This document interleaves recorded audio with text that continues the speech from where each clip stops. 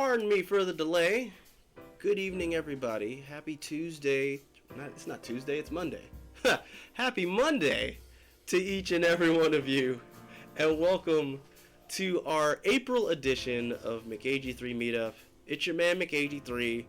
I am joined by my guest at this time. He is one of my instructors from the Art Institute.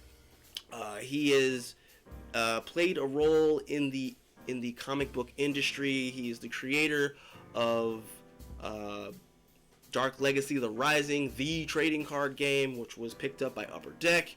He's working on a variety of projects, including mailbox art, and he's also currently working on his original project, Ninja Empire. Ladies and gentlemen, I present to you the one, the only, Brian Tillman, aka FollowtheKaiser. How are you doing today, sir?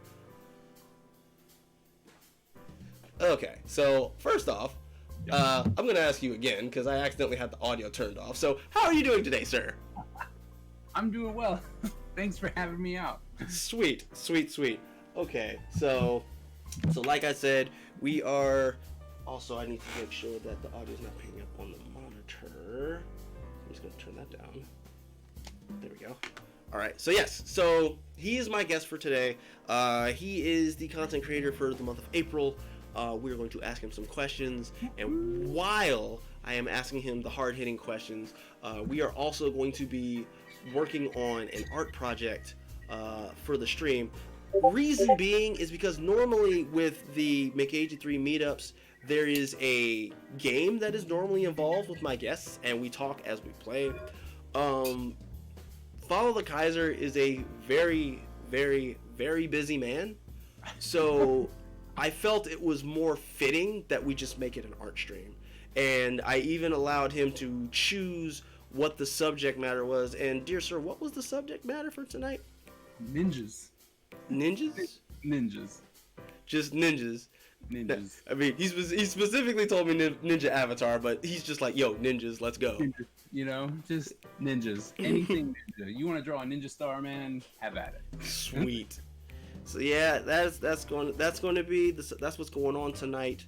How are you all doing this fine I still think it's Tuesday. How are you all doing this fine Monday evening? I hope you're all awesome. Hope you're well. Hope you've been great. Hope you've been doing something constructive. If you're unemployed, had the day off, or you're just dealing with the world right now, I hope you had the opportunity to relax and decompress. So, as you can see, because I have a lot to go over, as you can see, we've got two screens up. We've got my screen, we've got his screen, so that way we can see what each other is doing in terms of our work. Yeah, let's just get to it. So, first off, Kaiser, how have you been this fine evening? I've been pretty good. Can't complain too much, teaching all day, but now we're gonna have a chance to draw, so can't go wrong there, right? Right, exactly. So let's go ahead and hit the ground running. Grab my notes real quick so that way Notes. We can get this going. Let's see. So yeah, just tell us a little bit about yourself. I'm an old guy who likes ninjas, G.I. Joe, video games. Even though I don't play them. Like, I don't play video games as much anymore. I play them with my kids. But besides that, just a guy. I teach. I'm a professor at Montgomery College in Montgomery, Maryland right now, teaching illustration. I have been teaching since 2005 and moved around to a couple different colleges. In that time, have worked for a whole bunch of people: Marvel, DC, Image, Fox, Miramax, Lucas Studios. Mm-hmm. Fridays, Toys R Us. Then I've published a couple books. Oh, okay. I've done creative character design, Volume 1 and Volume 2. And I did create Dark Legacy, which is a very polarizing game for some people. You either love it, right, or you hate it. Because the mechanics, I was trying to merge D&D and Magic the Gathering together in one game, and there are elements of certain games that kind of are counterintuitive to the other, right? So a lot of people were like, "Oh wow, this is something different. I really do enjoy this," you know, and then others are like, "This is absolute garbage." So, you know, but people are still talking about it, so that's either positively or negatively. They're still talking about it, right? And so I did that, published it myself, and then it got picked up by Upper Deck, which was great, and released in 2018 during Gen Con. And then after that, I started working on Ninja Empire, which is my magnum opus. Sweet. So let's see here. Let's get this going. Okay, actually, I don't have to look at my notes on this one. I've actually been wondering about this for quite some time. So why ninjas specifically? It's mostly because of my dad. So my father was a military man, and he was always out on deployment. And when he came back, there are very few things that we did together when I was little. Mm-hmm. And martial arts films were definitely one of those things. Mm-hmm. And I will never forget the day my dad, you know, was detoxing from whatever special forces people do. And he was like, "Come, hey, let's watch this movie. I heard it's good." And I'm like, "Okay." And it was Ninja 3: The Domination. Oh, okay. With Suzuki. Okay. And it just captured my imagination from there because it was absolutely bananas. I mean, it had like Flash Dance, you know, The Exorcist, a ninja movie, you know, the arcade. It was bananas. I mean, I watched that movie now, and I'm just like, that's like 4 movies in one. And it was just a lot of fun. I loved the idea of ninjas, the mysticism that goes with it, the fact that it is rooted in history, and all the mythos that you see with all these other people, right? All these other like artists or storytellers or whatnot, and they're constantly telling these stories of these magical people. And then after doing research, you start finding out that people believe that. Right? Because the illusions that these people were able to make happen, which was absolutely fantastic. So there was so much to it, but it's all rooted in with my dad. He liked them.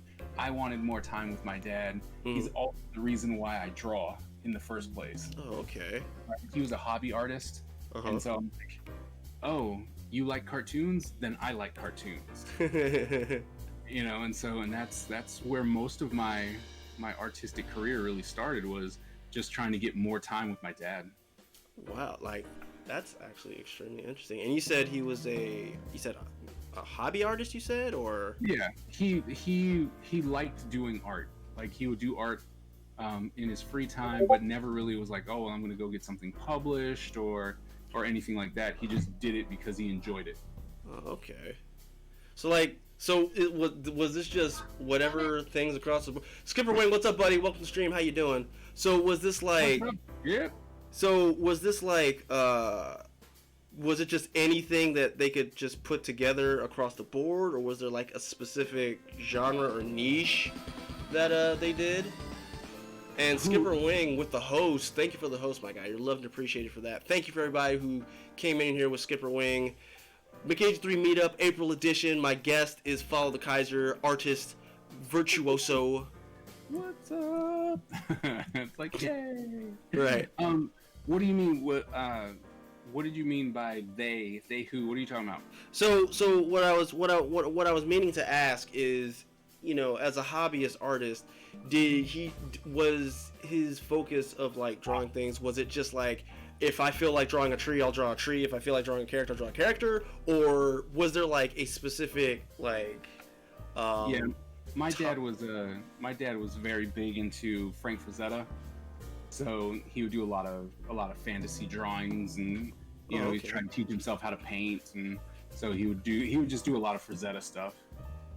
Oh. Which was cool because I didn't know who that was at the time. And Boris Vallejo. you know, is just like, oh, these people are amazing, not knowing that they're kind of the like super influence for for comics and everything, Oh you wow. know. And then my dad was just introducing me to these things at such a young age, and I had no idea. Like my major influence, Alex Toth, the only reason, like, I knew him without knowing him because I watched all his cartoons. So he was a character designer, and I watched all his cartoons, the Herculoid, Space Ghost. Oh yeah. Like I was, as soon as you started mentioning the IPs in question, I knew exactly what you were talking about. So, you know, it's like those things were influencing me and my art, and I didn't even know, because Right. when I went to school to learn how to be a comic artist, I got a review by Scott Scott Hampton, Mhm. and he was like, "Your stuff reminds me a lot of Alex Toth," and I was like, "I don't know who that is." And he's like, "Go ahead and look." He's like, "Go ahead and look him up. You know, you'd be surprised." And as soon as I looked him up and opened the first book, I was like, "Oh my good, I know this guy. Like this, he's been part of my life forever. I just had no idea." Wow. So your papa had a lot of influence from the basically the Hanna-Barbera superheroes of that time, because Yep. freaking Space Ghost, Birdman, Herculoids, that's all Hanna-Barbera, like all over from top to bottom. And that was all Alex Toth. Nice. And then it's always it's always cool when it's like, you know, the look and the design direction that speaks to you, and then it's even more cool when you actually can put a name behind said style, Right. and just be like, okay, so I am the Alex Totes, right? Alex Toth, yep. Yeah, I'm the Alex Totes guy, cause Right. let's go. Yeah, So- it's crazy because other people, they're like, "Man, you're so heavily influenced by this." I'm like, I have no idea what you guys are talking about. So Okay, so let's see what else we got here. So, okay, so what you do actually, for the most part, transcends the whole concept of content creation, even though it literally is content creation. But specifically, you know, like I mentioned, you are a comic book designer. You've worked in the industry for a number of years. So I guess, even though you probably have already answered the question in a way, why specifically comics? Because normally I ask my guests why content creation, but what you do goes a little bit further than that. So I'm gonna say why comics. why comic? I like the storytelling aspect of it, and the fact that you can do anything, right? No matter what your style is, no matter who influenced you, who you're trying to emulate, or whatever the case may be, you can tell a story with comics, right? Mhm. Like, I really like animation, right? And Skip is one of my favorites, Right. and but I'm like, I can't. There's so much that goes into animation, right? So much time, so much effort, and it's like, by the time I get a minute out of animation, Mm-hmm. I could have put in like 12 pages or more. Right. And so it's such a fast medium, right? Like you can knock out a full-on arc, a full-on story, like full, like beginning, middle, and end in 24 hours. It might look horrible, Right. but you can get really good, you can still get a really good story going, and the ability to just do anything, right? Your imagination is the limit. Mm-hmm. That's what really pulls me to comics. Mm-hmm. Is literally, and then of course the crossover, the ability to go, hey, well, I drew this, but I can't animate, but it lends itself to animation, right? And then someone's like, well, I'm an animator. Right. You give me the storyboards, or you give me the story, and I'll make this happen. You're like, oh, what? And you're already you're pretty much doing storyboards anyway. Mm-hmm. And you're like, all right, cool, I got this, right? And so and then it goes into toys. It's just, comics is so versatile into someone getting to be part of it, right? Like, if I want to do toys, comics is a gateway to toys. If I want to do merch, comics is a gateway to that. Movies, video games, it's just everything can be linked to a comic book, you know, if that's the way you choose to do it. And as we see now, holy crap, like with Marvel doing its thing, you know what I mean? Marvel, DC, and all the Image is starting to come in, and it's like, oh my goodness, look at all these, you know, movies that they're putting out, and people are like, these are things like with the Marvel Cinematic Universe and whatnot. Like, it just like, but I mean, I still remember there was a time where it wasn't necessarily a thing, and then like as it went on, like all of a sudden, like I'm pretty sure more people, at least these days, will associate more to the term Marvel Cinematic Universe before they associate themselves with actually the comics themselves, almost. Right. Well, and that's the thing. I've met so many people who are like, "Oh, I love this." I'm like, "Oh, have you read the comic?" They're like, "It's a comic?" I'm like, ugh. Right. Oh my gosh, that is like the worst feeling, because you're just like, oh no. You know, you just want to be like, yes, it's a comic. You should check it out. Right. And they're like, what, reading?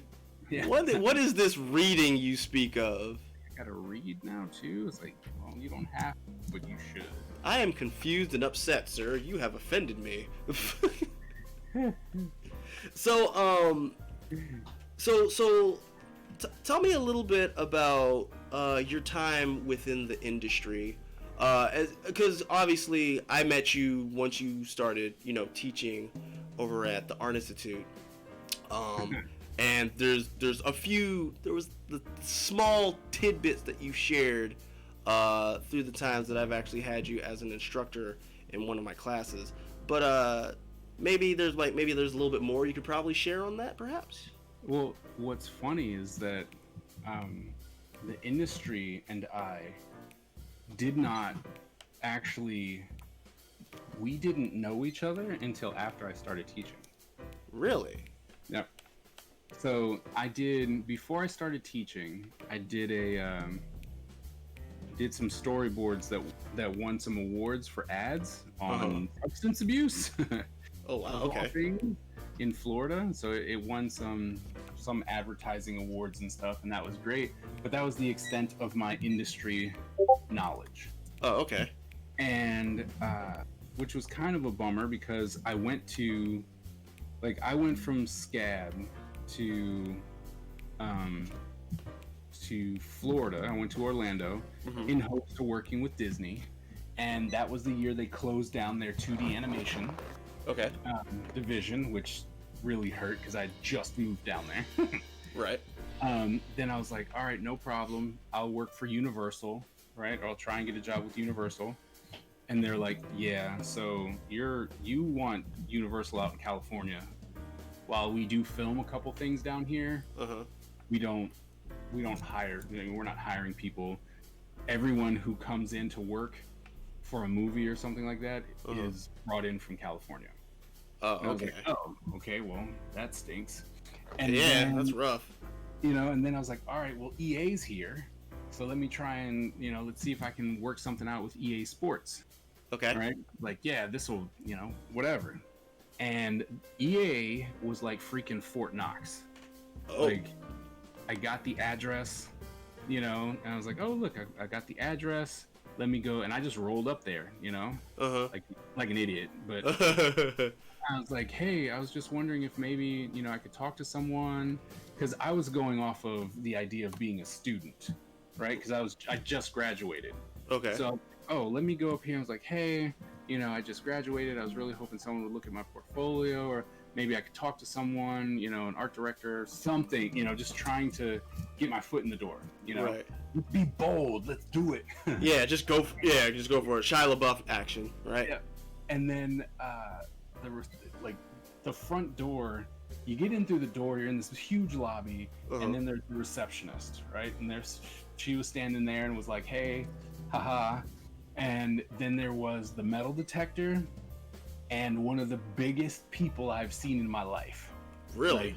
Like, just super swole, and I'm like, oh, I didn't know it was that serious in here. So are we talking like John Cena swole, Andre the Giant swole? What? No, John Cena swole. Like, he was just gigantic, and you're just like, this doesn't make sense. Oh, Why wow. does EA have this kind of security? And you know, they're like, oh, well, you can just leave your portfolio here, and we'll get it to the right people. And I was like, oh, okay, thanks. You know, I'm like, sure, why not? I was like, thanks. Give it to them, and in the same motion of that person taking my portfolio, it was thrown into the trash. God. And I was like, oh.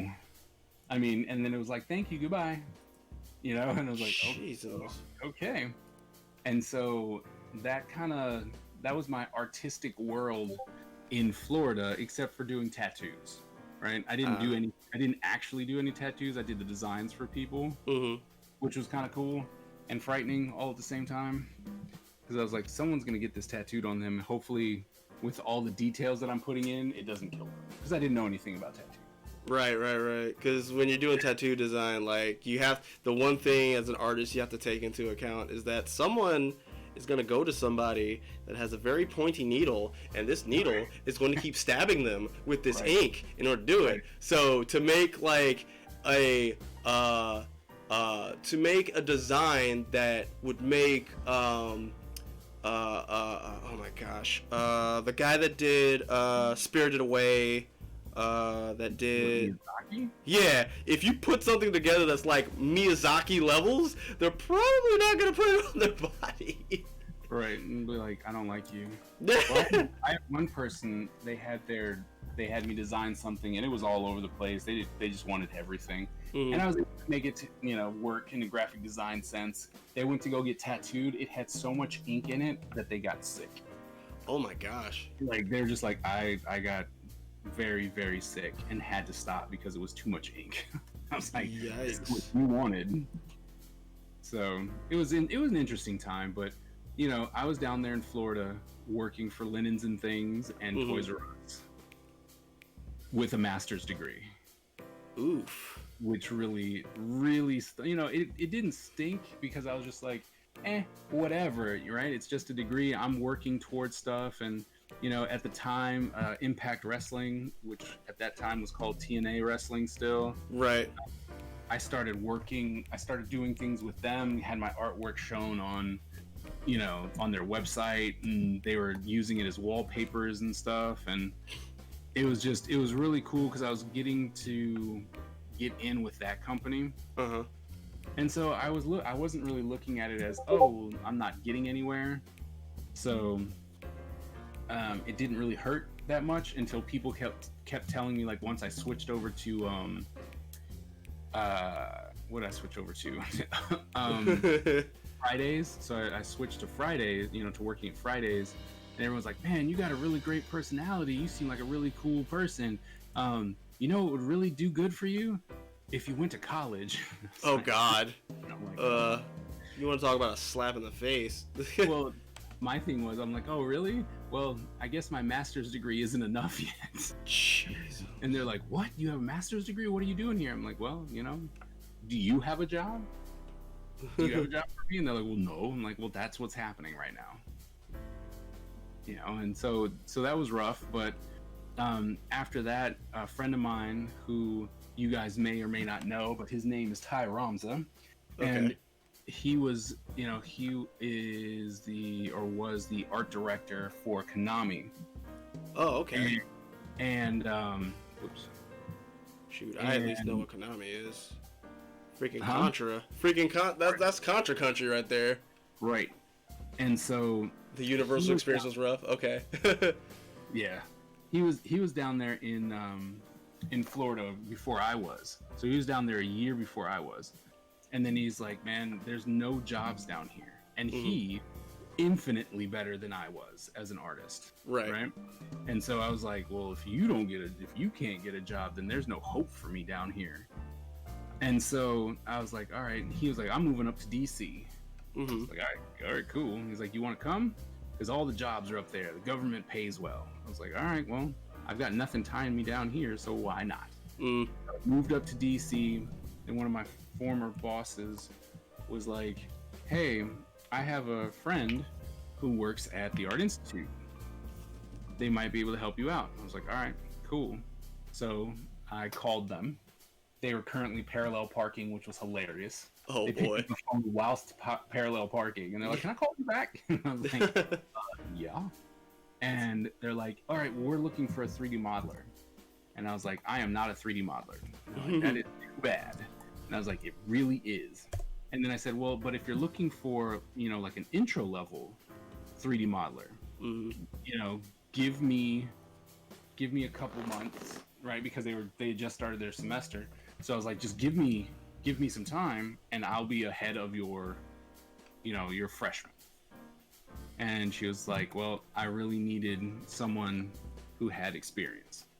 And I was like, "All right, well, I guess that's a no then. Thanks for calling me back." Right. And yeah, because at that point, like 3D was the ongoing thing that was really getting a lot of momentum. Because I think if you do a little bit of animation history, that's one of the main reasons why a lot of animation these days is in 3D now as opposed to 2D. Mainly because with 2D, it costs more to make, and it takes a lot longer to do. Whereas with 3D animation, you essentially can cut the price in half and the time, and produce more. Well, not at the first, at the beginning, no. Because you got to make all those models, then you got to get it rigged, Right. So there's a lot of time and effort that goes into the beginning, right? But if you made a hit, and then you can just go, oh, well, I'm going to make a sequel, then all those models are done. All the rigs are done. Right. Then it becomes faster. Because then you just reuse them like marionettes. Right. But, yeah, she called me back because I guess I got a gleaming recommendation from my former boss. Nice. And she got me into graphic design, doing like drawing, and it was foundations class and stuff like that, Right. And then after my first semester of killing students like I normally do, word got back to her, and she's like, "Oh, I want you in animation." And that was where my journey started with AI. And because I was a teacher, I had zero problems going to companies going, "Oh, well, I work for the Art Institute," or I do this and do that. And so a lot of doors were opened for me. Like immediately, because you had the credentials. Exactly. They weren't opened beforehand. So I could actually go and talk to someone in, EA as a teacher looking for ways to get my students in and stuff like that. And so I'm talking to the art director, and they're like, "Oh, you're an artist? Yeah, show me your portfolio." And now all of a sudden I'm doing side work for a company. So all of my experience literally started flowing once I started working at the Art Institute. Interesting. That's very, very interesting. So it was like the door, in order for the other doors to be open, you needed basically a jumping platform of some sort. Yep. Oh, and I guess that makes sense because I've actually read there was a book that I picked that I actually got as a birthday present. Talked about it's like the fundamentals of manga or something like that. And one of the things that was said in the book, it was written by the person that did JoJo's Bizarre Adventure.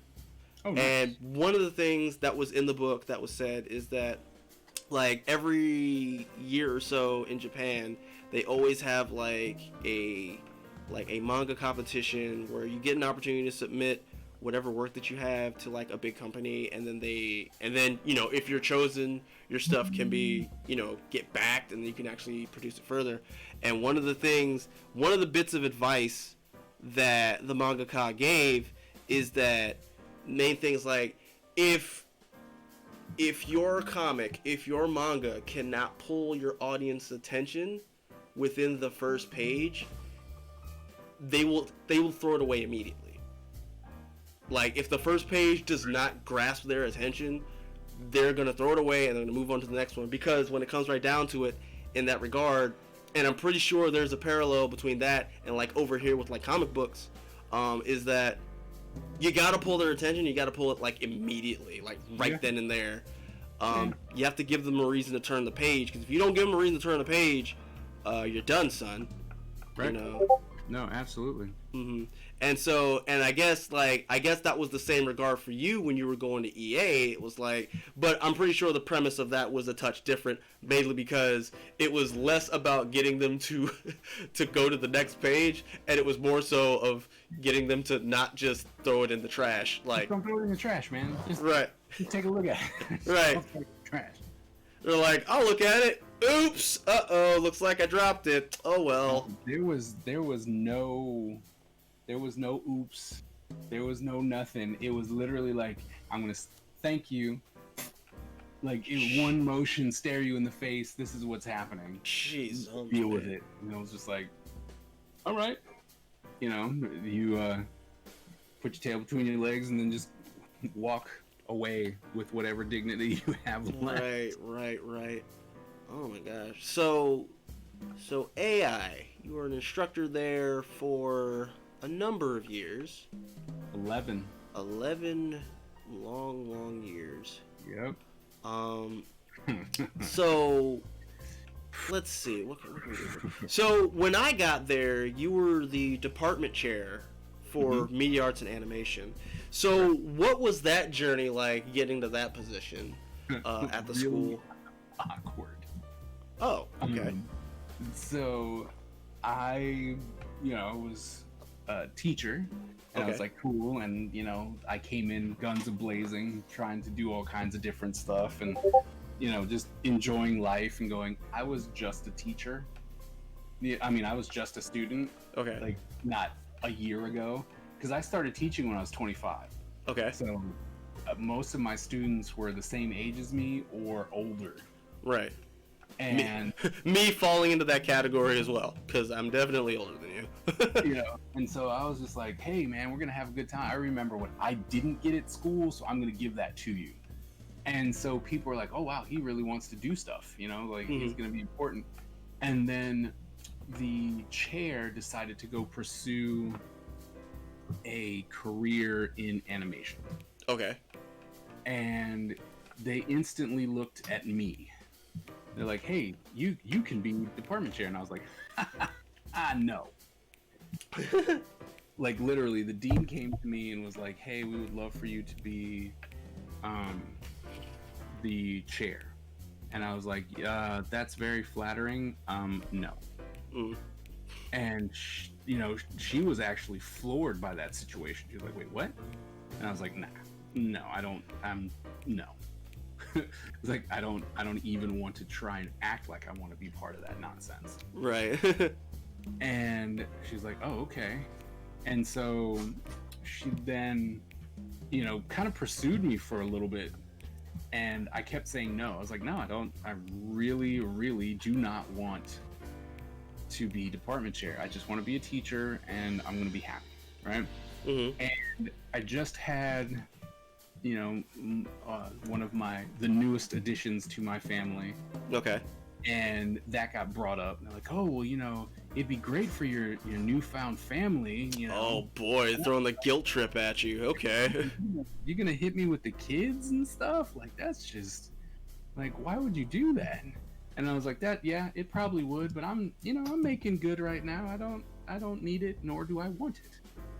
And then, I had some other teachers come up and they're like, hey, I'm gonna go ahead and do this just because, but in all honesty, it should be you. Like, you would be the good one. I'm like, I don't want it. Like, it's just flat out to everybody. I just don't want it. Right.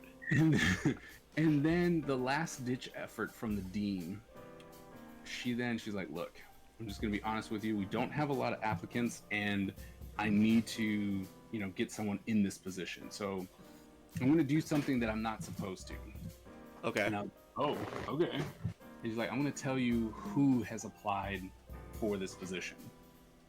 And she told me that. And I instantly said, where do I sign up? Because there's no way that I will work under that person. Oh, I'm guessing you're not in a position to it's not right for me to say because that Okay. person Then is in education. I won't press it then, but I got you. And so it was just like, it was one of those moments where I was like, oh, if that's the only, like, that's the option. It's like, if I don't put my name in the hat, this person will become the department chair. I was like, no. I just spent 3 hours in a meeting and we did absolutely nothing. Wow. So no. And that's how department chair happened. Because I was like, all right, sure. I went through the interview process. I told I told the president to his face, I was like, I'm gonna lose students. Like, from the jump, I'm going to lose students. And he's like, why do you think that? I'm like, because I'm gonna raise the standard. Oh. Like, there's no way that I'm going to be associated with what we say is good. And he was like, what do you mean? I was like, we have a 16% placement rate. Like, that, you should be ashamed of yourself for having a 16% placement rate. Right. And it was like, oh, that, I was like, that's really bad. I'm like, yeah, I know it's really bad. And I want to fix that. I was like, I want to fix it. And he was like, oh, okay, well, whatever you want. I was like, no, I want you to hear me. I'm about to lose students because they're going to realize they can't cut it. Mm-hmm. And he was like, all right, fine, go for it. And I was like, all right. And, I did the interview and everything. And then the dean came to me and was like, we want to offer you the job. And I was like, oh, okay. We just need to know that you accept. Do you want the job? I said, no. Oh, boy. I was just like, no, I don't want it. So you go through all that and you still turn it down? And she was like, what? It was such a knee-jerk reaction because she's like, oh, well, you got the job, blah, blah, blah. And I was like driving home and she's like, so what do you say? And I'm like, no. Good Lord. And then she's like, oh, okay. And it wasn't about money. It was just, I did not want that job. Oh, wow. And so I was like, no. And she's like, oh, okay. Because just like you said, you went through all that just to tell me no. And, so I was like, all right. And then I called my wife and I was like, I just turned them down. And she's like, why? It's like, okay, I support you, but why? I'm like, I don't know. Didn't want it. It's like, well, okay. And then we started talking, my wife and I started talking some more. And then I started thinking about it, like a rational human being instead of the idiot that I was. Uh-huh. At the time, I was like, you know what? I just turned down a huge opportunity. I am 27 now, and they're offering me the dean's position. Right. I was like, maybe I should jump on this. And, I talked to the former dean, the former chair, because I was still friends with her. Right. And I was like, this happened and this is what they offered me. And they're like, oh, you should ask for more money, And I was like, all right, well, I already told them no. And they're like, oh, well, call them back and say you want more money, And I was like, oh, okay. And so I called and then she wasn't there. The dean wasn't there. And I'm like, she's going to give it to someone else. So I actually drove all the way back to work. Jeez. And waited for her in her office. And she was like, oh, yeah, I was in a meeting. And she's like, I'm so glad that you came back because I was going to call the other person as soon as I, got back. And I'm like, okay, I want the job. And then I was like, but I want more money. And she was like, how does this sound? And I was like, it sounds like I'm going to shake your hand. And then that was it. That's how I became dean out of I absolutely don't want to work for that person. Well, it's a good thing that you had between your wife and like the former dean and whatnot, you had some people that had some business sense to them and they shared that with you, and ultimately yeah, because that definitely sounded like a business power play right there. Yeah. And it was a really good decision. I think that it benefited the school a lot. Not trying to toot my own horn, but when you go from 16% to 100% within 2 years, you're like, look, I did lose a lot of students. My first semester, I lost 50 students. Wow. I mean, it was a house cleaning I actually had a town hall meeting, and I was like, this is what's going to happen. You're either going to step up or you're going to step off. Right. Because I will not tolerate, people coming in here wasting my time just because it's a private institution and you think, well, I have money, so, I own you. I was like, we're not playing that. And things changed, a lot of companies that wouldn't give us the time of day. I mean, and they told us, they're like, you guys suck. Wow. Like flat out, they're like, we will never hire anyone from you guys because your people suck. And one of my first missions was to get people, right? To go to the companies that were out there and going, all right, what is it that you want? Like, we're under new management now, i.e. me. Right. I'd love to be in contact with you, but I also want to know what it is you want, right? Because if we can do that, like if I can deliver on what you want, then it's a win-win situation, right? We'll bust our butt to give you the things that you want, and in turn, you might actually hire one of our students again. Right. Right? And they're like, oh, okay, well, no one's ever came to us like that. And I'm like, well, like I said, it's different, and I want to get my people hired. And they're like, okay. And they reamed us. Oh my goodness, it was painful to listen to. Really? Oh man, we so bad. When I took over, man, there was no direction, no one cared. Right? It's just like, oh, you showed up, great. You can semi-draw, great. And it was just like, and I put a kibosh to that. I mean, I got rid of the C. I went to Atlanta, and I was like, I'm gonna get rid of the C in my grading scale. Is that okay? And they're like, what do you mean? Or not the C, the D. Right. And I was like, I'm gonna get rid of that. And they're like, well, I mean, it is your curriculum, so I mean, I guess you can. Well, yeah, because like the whole concept of the D is just like, so stupid. Because at that point you're essentially just settling for mediocrity. Yep. When you get to that point, so I can see that making that kind of a decision. It was great. I loved it because I got in so much trouble because of it. Actually, we were told by the federal government that I have to offer a D. Oh wow. It was hilarious. They're like, I'm sorry. I know that we said you could, and this was like years later, right?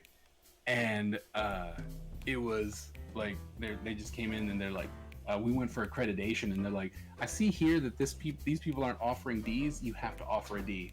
Have to. And so I was like, all right, cool. And then of course, my teachers were complaining about it. They're like, oh, now everyone's gonna get a D. I was like, no, hold on.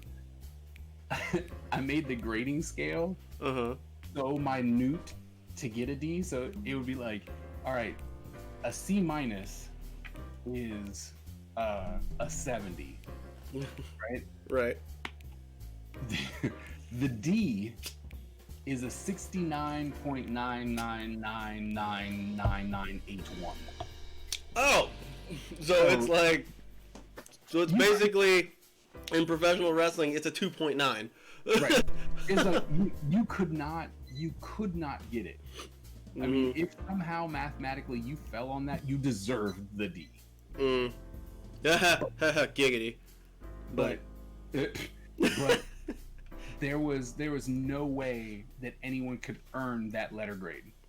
So essentially, it still went A, B, C, F. Either you could get to our level of mediocrity, where we're like, this is what we believe is average and can still get you a job, or you fail.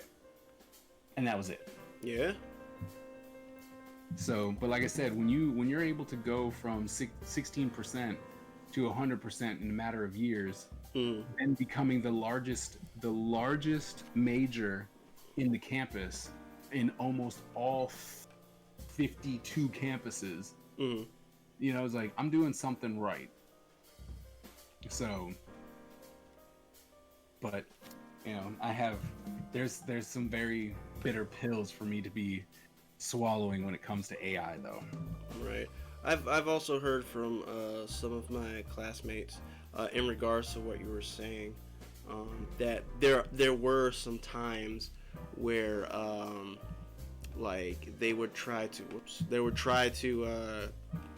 get work within their field, and some of them would be turned down because of the credentials that they got. Yep. No, absolutely. Because we had a horrible reputation. Right. And I even know, like, to this day, there are still, like, a lot of people who are, like, they're not the happiest of campers. Right? Oh, I know. And I know. I hear them. I see them on Facebook. Right. And so, like, it's just very interesting to me because maybe like for me personally, where my focus lies, and I guess also because of the circumstances of me being at the school, for me, like, even though I was never able to graduate, what really helped out was the experience and the people that I met there. Right. And it wasn't like I didn't learn anything. I did pick up some additional skills that at least helped my art to go to the next level. And to be honest, that's really what I wanted. Right. Oh, go ahead. Sorry. And so to hear that, you know, even you yourself, like, you were trying to make sure that whoever came in, like, that they weren't just some half-baked artist who was just kind of looking for, like, an easy A or something, that you were trying to look for people who were actually committed and passionate to what it was that they were trying to do.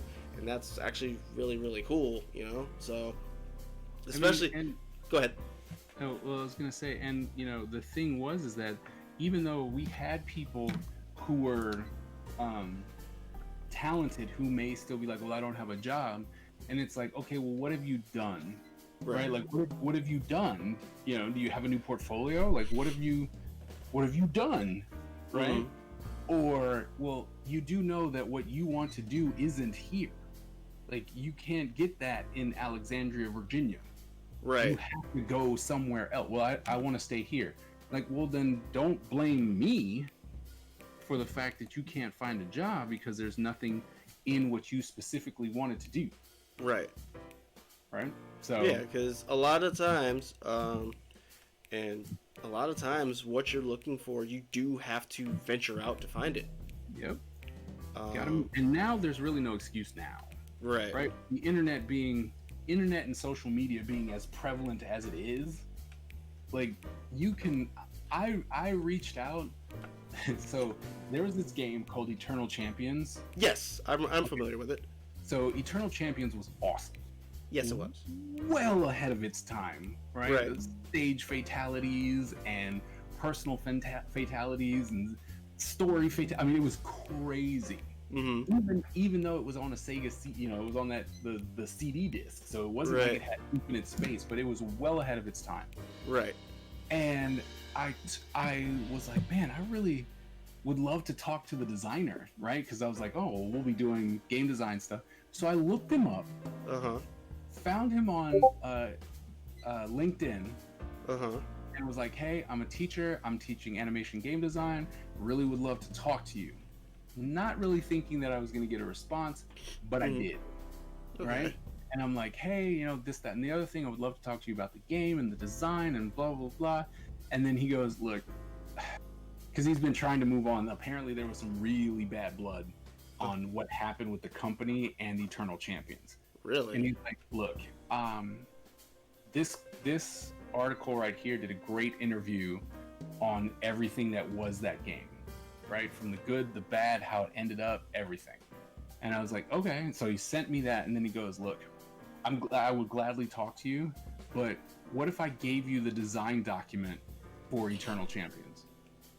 And I was like, wait, you're gonna do what? And he's like, I'm gonna give you like the 120-page design document that you can then use for your students and stuff like that. And just just like that. Just, hey, how's it going? Yeah, sure. Here, have this document. I'm like, huh? Okay, thanks. Yeah, it was insane. And then I reached out to the head writer of Mortal Kombat. And I just started talking to him about storytelling over such a huge arc with so many characters. Who do you who do you focus on? Like, where do you make that decision? Like, blah blah. And he just answered all of them.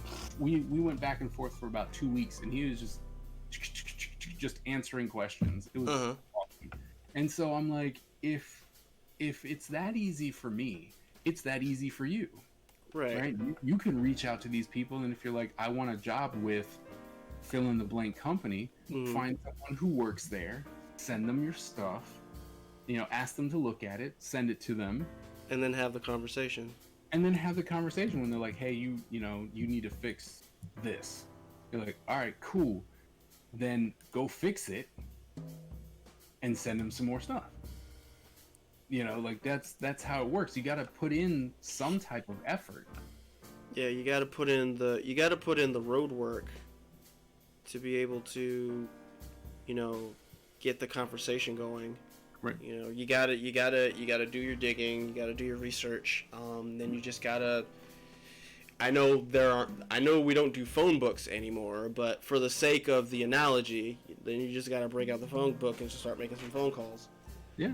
Or sending emails, I guess. Sending email. Nowadays it's just everyone has a social media account, some way, shape, or form. And if it's a professional endeavor, go to LinkedIn. Plain and simple. Right. Go to LinkedIn, find them there. They probably have a profile, right? And then talk to them. It's insane how, especially in the art field, how easy people will talk to you. Especially, and this is what I tell my students all the time. I'm like, look, you need to use that student card. I'm a student. I would like to, is it okay if I talk to you? Can I do this? Can I do that? Because you're a student, they will talk to you. Right. Just, and I'm like, use that to get in good early. And then once you graduate, you go, oh, you know what? I'm about to graduate. They're like, oh, sweet. We actually have a job. Nice. Yeah, because then you have your foot in the door essentially because you spoke with somebody. Yep. And then you can, once you're done with your schooling, you can just go straight in and go right into whatever it is that you're focused on. Especially if you start your relationship early, and for the next, while you're in school, you're sending this person stuff. So for the next 4 years or 2 years, whatever, 4 years, however long you're in, and you're like, hey, I'm learning, I really want to work with this, that, and the other thing. And then they see your growth, they see how you listen, they get to know you. When it's time for you to be like, I'm graduating, they be like, all right, hey, Jimmy, this is the guy I was talking about. Right. Okay, we have a position open right now, so let's get him in. Right. We'll see you at this time at this date. Right. And you're like, oh, okay. That's it. But you like you said, you got to put in the work. If you're not willing to put in the work, guess what's not going to happen? Yeah, there won't be any results. And it's really easy to blame me. Like there was someone, I forgot what it was. They're like, hey, Tillman's doing this thing. Well, let's go support him. And the guy was like, nope, hate that guy. Jeez. And I'm like, what'd I do? I mean, I know that there are times when I'd come off gruff and be like, you suck, dude. But I'd also be like, you suck, and this is how you're gonna fix it. Right. This is garbage. It's like, this is garbage. I don't understand this, But even then, when I'm like, all right, because I responded to that person. I'm like, I'm sorry you feel that way. What happened? And then there's no explanation or anything. It's just, I hate you. And I'm like, okay. Yeah, because I think that's the biggest I've actually talked about this once before, where there's a big difference between like intense constructive criticism and just trying to a smear campaign, for lack of a better term, right? Right. Like, because it's one thing to say that someone's work is bad, but then to say why and what could possibly be done to maybe improve and or correct it. It's a completely different thing where it's like, I'll use one of the things that I got when I was trying to share my stuff. It's a different story when someone says, you know, your art's pretty bad, you should probably kill yourself. Oh, what? Yeah. Yeah, it gets a little rough. Wow. It can be a little hurtful. Right. I mean, and some people, I don't know, it makes them feel good because they can tear you down, I guess. Right. I really don't know what the situation is in that, but it's like, okay. You know, and it's hard too because you don't want to hear about, you know, you suck. Oh, ow, that hurts. But here, let me show you how to fix it. You're like, oh, okay. Right. At least you can get better. Yeah, because, you know, because like, I remember that post. Because like because you know the biggest thing, I think the best thing you can do for an artist, you know, besides, you know, paying them for the work that they do, is you know, when you're trying to give criticism, you know, give the why. Right. And then, like, what could be done to improve upon it. Because when it comes to not just art, but anything else, but the biggest thing to, like, anything that you do, it's all about improvement. And, you know, getting just that much better every single time. Yep. And just to just randomly go up to somebody and just say that they're trash and that's it, that doesn't help anybody. Obviously, that's just a person just being a jerk. But, like, to be like, yo, you know, this stuff looks a little bit rough. Maybe you should try this. You know, you know, this is what helped me when I was struggling with that or whatever. Yeah, I mean, there are ways to go about it, but what are you gonna do? You know, you cannot please everyone, which is a hard one. That's been a hard lesson for me to learn. Right. It's like you can't please everyone, but you know, it still hurts. I mean, I don't care what anyone says. It still stings when people are like, dude, you suck. Or, I mean, for someone to go out of their way and be like, I hate that guy. I'm like, what? Like, yeah, well, obviously most likely there was more going on there besides what was at surface level. Probably. So. It's like, I heard from a former student, right? We actually connected. He posted something and I followed up with him and was like, wow, man, this looks really good. Mm-hmm. And he's like, man, we should catch up. And I'm like, yeah, we should. It's been like years. Yeah, we should. And so we got on a call together and he's like, you know, there was a time when I hated your guts. You were almost the reason why I quit art and I had a big fight with my dad. I'm like, me? Sweet mother. What did I do? And then he's like, you failed me. I'm like, no. And he's like, no, you failed me. I'm like, no. I didn't fail anyone. I gave you the grade that you deserved, which was an F.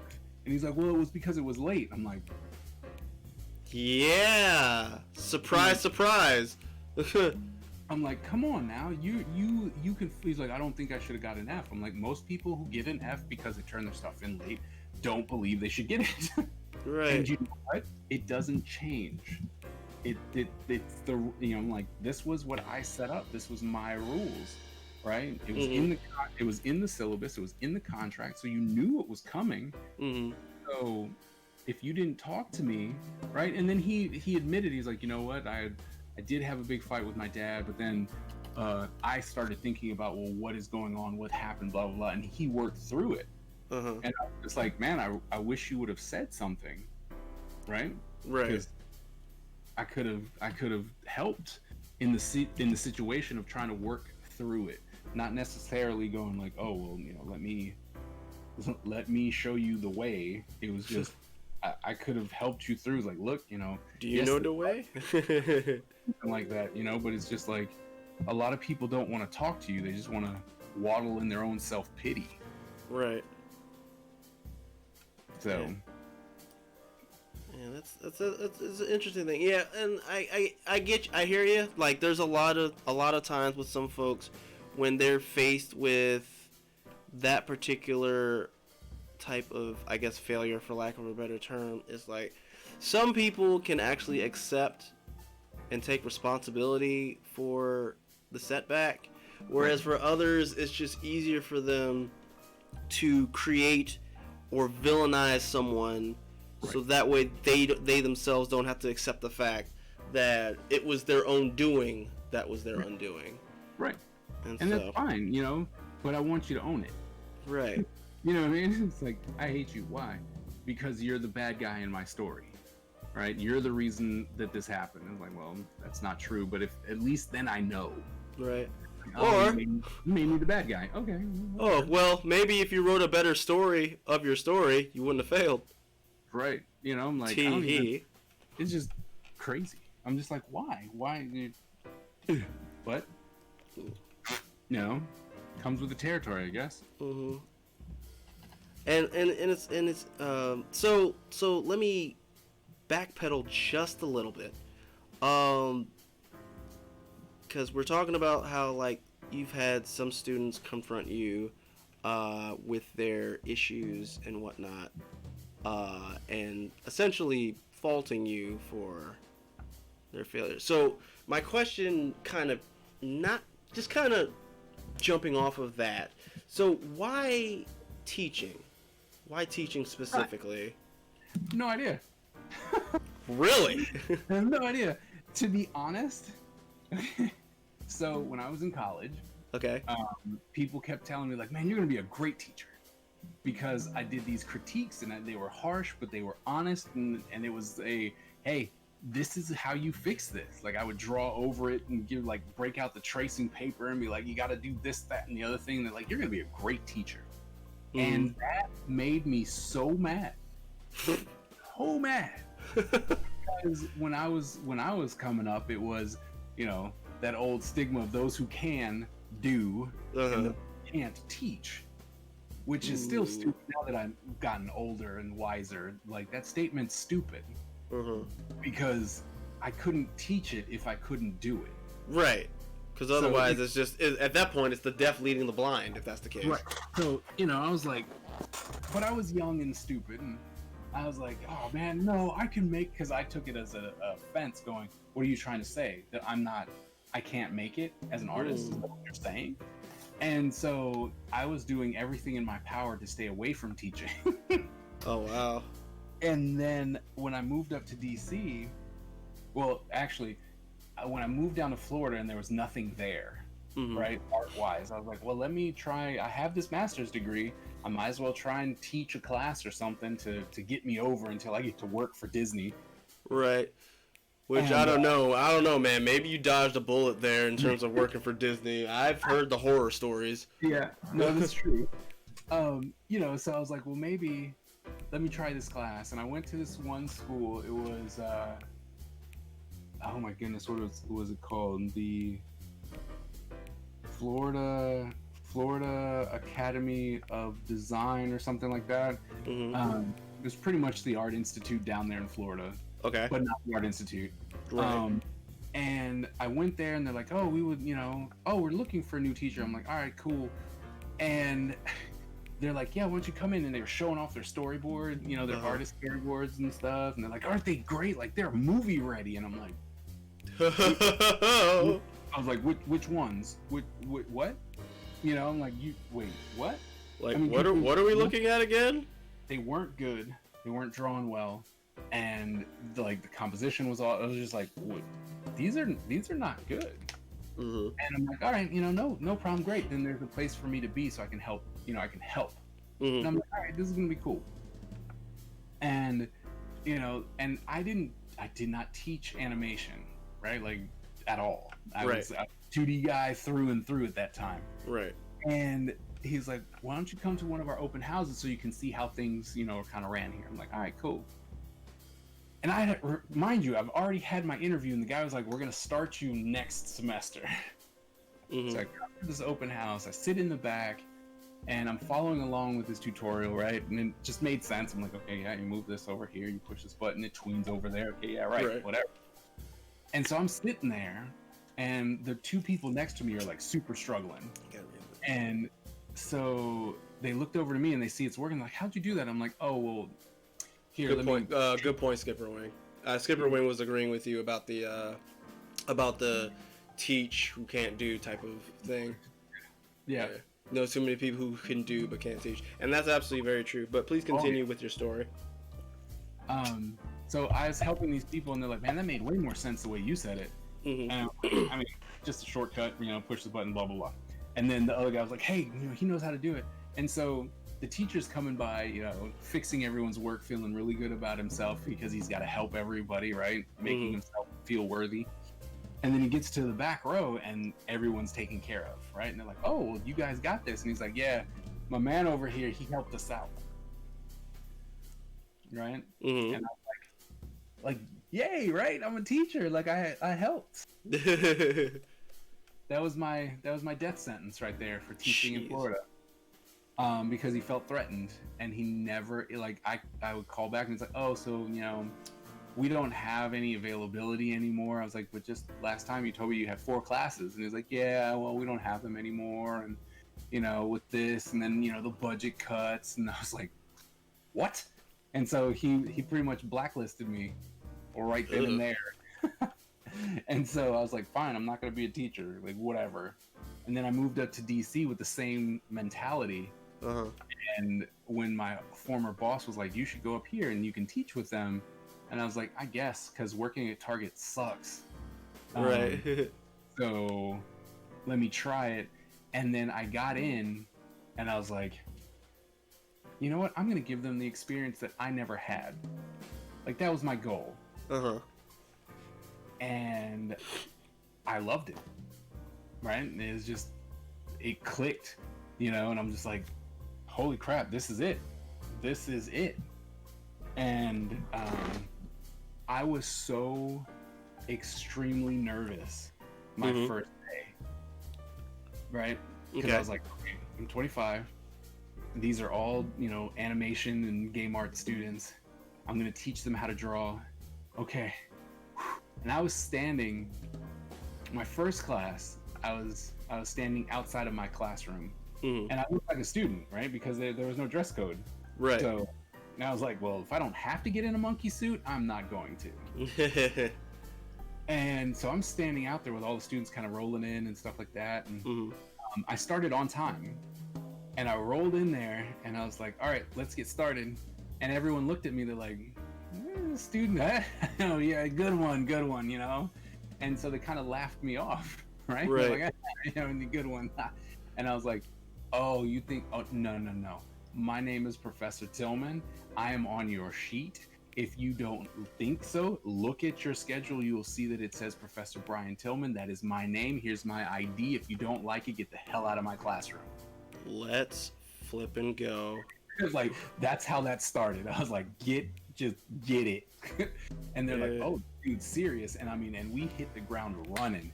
And they're like, wait, you're not just gonna read the syllabus and let us go? I'm like, this is a 3-hour class. Heck no, I'm not gonna just let you go.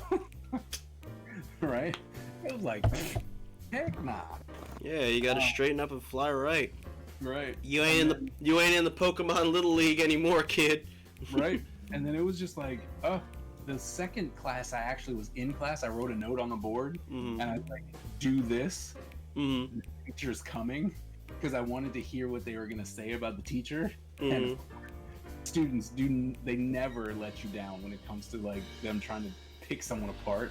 And they're talking crap. They're like, yeah, I heard he came in and he was trying to be like, hot crap, and this dude, and he thinks he's all that, blah blah blah blah. And I'm just sitting back there, and you know how that 15-minute rule, right? Like, if they're not there in 15 minutes, then we can go.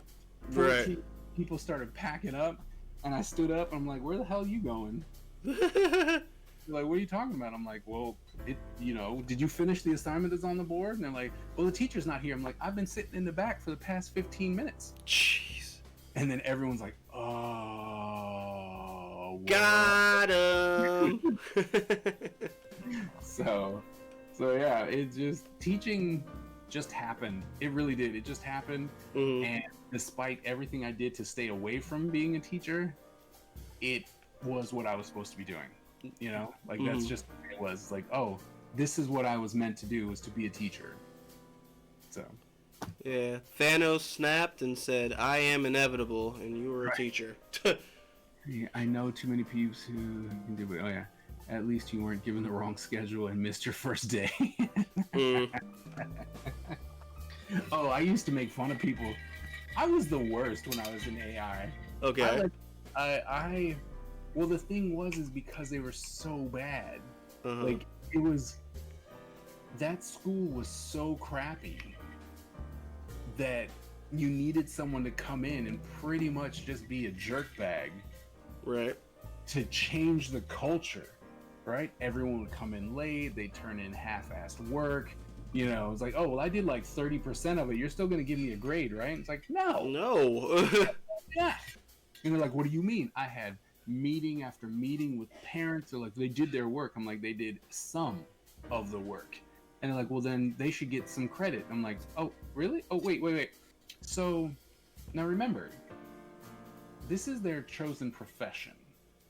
So if I, a mechanic, my chosen profession, a mechanic, was changing your brakes, right? You want me to do 100% of that job, correct? Well, yes. But if I did 30% of the job, are you still going to pay me? You now do not have brakes on your car, but you're going to pay me, right? Because I took the brakes off. Like, that's about 30% of the work. And they're like, well, of course not. It's different. I was like, why? And I'm looking at the parents going, that's the problem. You don't respect this profession, so neither do they. Jeez. Yeah, I was in trouble as a teacher all the time. Well, yeah, because you gotta break it down, man. Because it's like, you know, in terms of just being an artist and working in an industry, like, it can be very, very, very, like, there is no thank you to it. Like you have to, when you're doing, like, not just an art, but just anything that you do, you have to put in 100%.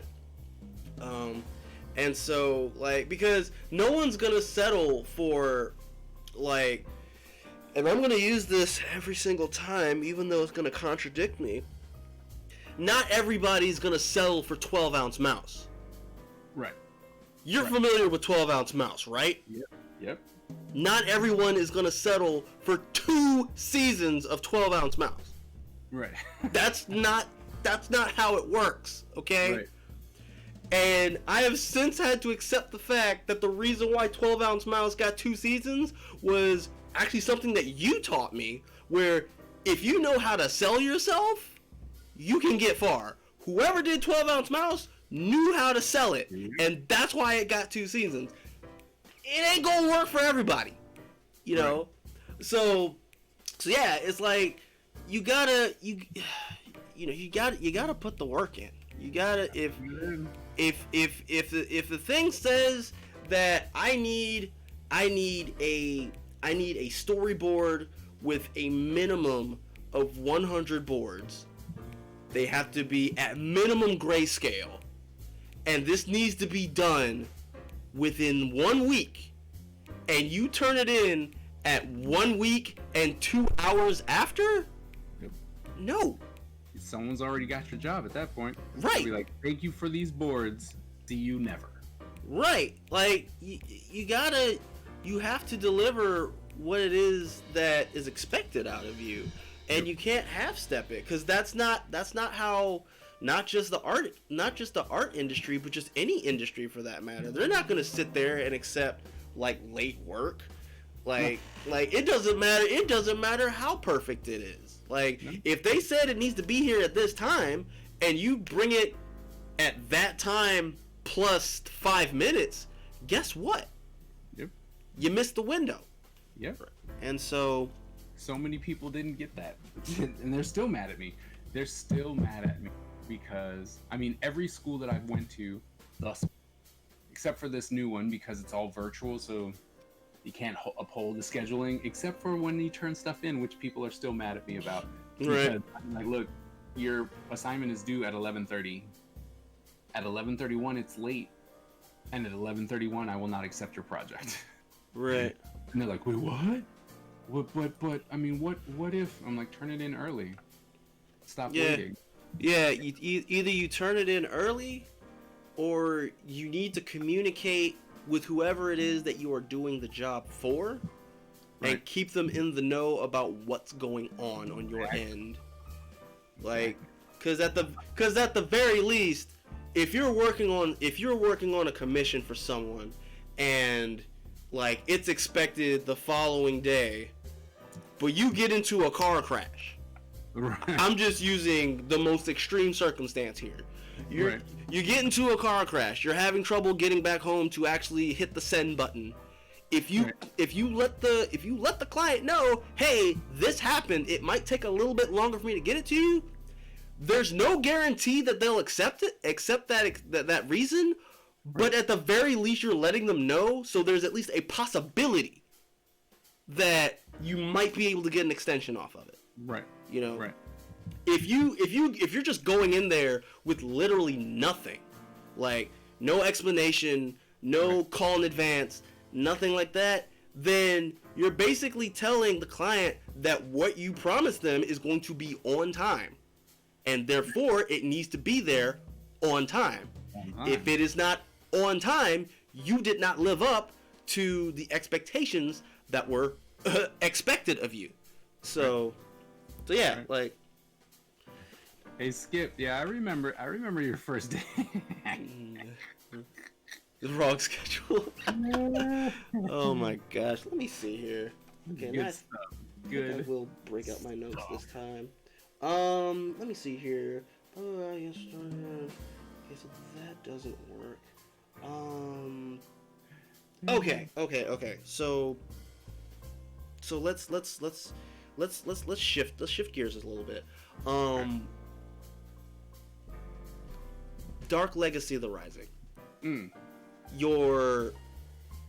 I would say it's at least as far as long as I've known you, that is like one of your crowning achievements in art and in gaming. Surprisingly, not even surprisingly, it all makes sense. So, why Dark Legacy of the Rising? Like, give us a rundown on, how it came about and the process and that sort of thing. Dark Legacy of the Rising was created because I was proving a point to my students. Oh. I was teaching game design and gameplay. Okay. And, we had 11-week courses. Okay.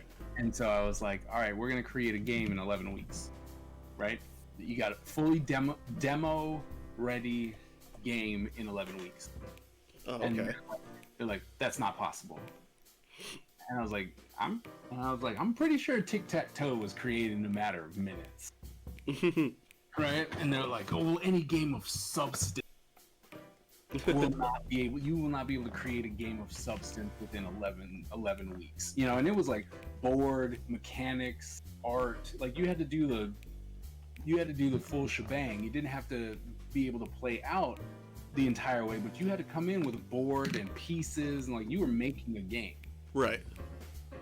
And I was like, fine, I'll do it with you. And they're like, oh, well, because apparently a lot of teachers would be like, I'll do it with you, and then it wouldn't matter if they finished or not. Uh-huh. And so I was like, I'll do it with you. And if I cannot complete it within 11 weeks, then you'll all get A's. And of course they were all like, yeah! And I'm like, you really shouldn't bet on the fact that you're all gonna just get A's because I'm gonna fail on this. And like let me find out you're a daggone art shark instead of a pool shark. Right. I'm like, all right, because I didn't go, well, if I can't do it, you all get F's. Like I didn't do that, right? I was just like, just don't anticipate that you're gonna get A's, but they did, and some of them were hoping for it so badly that they didn't do the work, which was gosh. Awesome. Okay, well that's their bad. That was dumb. But in the end, I created a universe, 2 playable decks with 60 cards each. The artwork, the story, the mechanics, it was rough. It was rough, but it was done, right? And then once I had it done, I was like, you know what? This is kind of fun. I love the idea of this bridge between Magic the Gathering, Dungeons and Dragons. And then I was like, let's add in an element of more strategy, right? And so I was like, we'll put a board on this card game that limits the amount of space you have to do things. So you can't spam the board.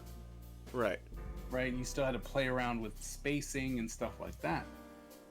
And then I was like, oh, but you know what? I always wanted a card game where I was the player.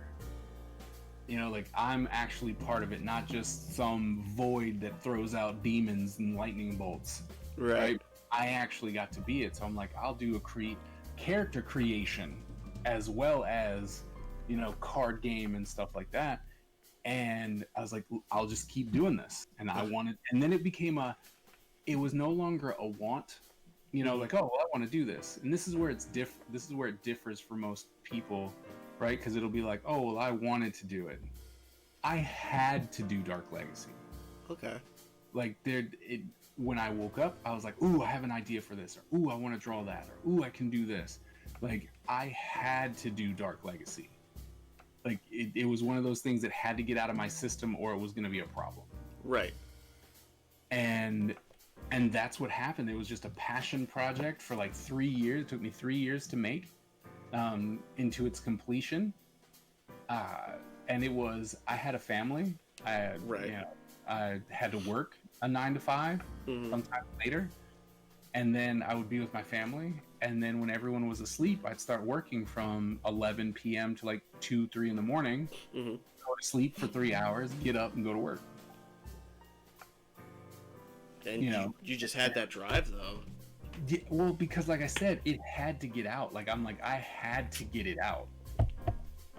That was my biggest thing, is like it wasn't just something where I'm like, oh, you know what, this would be fun, and then it could take 5 years to do, 7, 10, 20, years. It was no, this needs to come out now.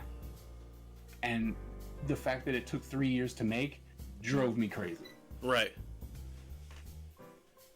So, but yeah, I loved fantasy, loved He-Man, and was like, oh, this would be fun, just to create this kind of character. So going a little bit into it, because I recall, because you had put the game together, had like a rough version of it. You actually brought it in to the school. You were made aware of card playing students who would get together in one of the vacant classrooms and would play from time to time. So you were like, you know what, let's give it a go. And then on top of that, not only did the students kind of take up to it and was like, hey, this actually is pretty fun, but your own son actually took it up and actually was quite good at it. Yep. He was young. He was 7. That was the thing that really worked for me, because people were like, is it kids friendly? I'm like, my 7-year-old picked it up. I was like, if you can do math, if you can do basic math, basic plus and minus, then you can play this game. And tell me, how did that feel when your son just fully embraced this game and was just going to town on some of the students that were playing? Oh, it was great. Oh, my pen. It was great to just see the excitement of, my dad made this and people like it, and so it was really cool. Like, it's just nice to have that experience, and it's actually really nice to, my kids now are the same way when it comes to Ninja Empire, because they're like, oh man, it's gonna be a game, comic, toy, this, that, and everything. They're like, do I get to be part of it? Am I in it? Am I, And it's like, yeah. Oh man, see, this is what happened. And see that? Look at that crap. Look at that. Oh no, what's going on? What's going on in your end? My pen is, I may have dropped it one too many times. And so now there are times when it's on auto. Right, and it just makes a whole bunch of dots, Like if I go over to the layer section, Right. it'll just make layers upon layers upon layers upon layers. Oh dang, that It's been really interesting, but it seems like sometimes it takes a minute and then it really starts acting crazy. See, like we might have to just go to sketching instead. Oh well, I mean, for all it's worth, you're still like working on a second design. I'm still just working on one. But Oh my goodness. but yeah, like I mean, how many of those do you go through now? Now I have to ask that now. Well, if I'm to be honest, if I'm not just talking and flapping my gums, generally I even have a series on my YouTube channel called Rapid Visualization, where I do these, and it generally takes me about 30 minutes, give or take. And I'll do one in full color. And Right. this is how I do my character designs, right? Like I'll draw one, get it in full color, be like, if I like it, great. If I don't, I move on Right. and about that character forever. But I can create an entire story based off of this one design, right? Like this one profile. I can figure out just how awesome this character would be. So it's literally how I start my character design process. If I'm drawing first, normally it's story over everything, right? So I'll write a story first and then do this process. But if I'm like blowing off steam, trying to warm up or cool down, and I'm like, oh, this character could be like this, that, and the other thing, and this will work here, you know. And so you get a lot of them in a short amount of time. Okay. Well, yeah, I appreciate that information. I was actually referring to your pins, because I see this one is crapping out on you. This is my first pin ever to do this. Oh wow. Okay. So I've never had any problems with any pens that I've had in the past.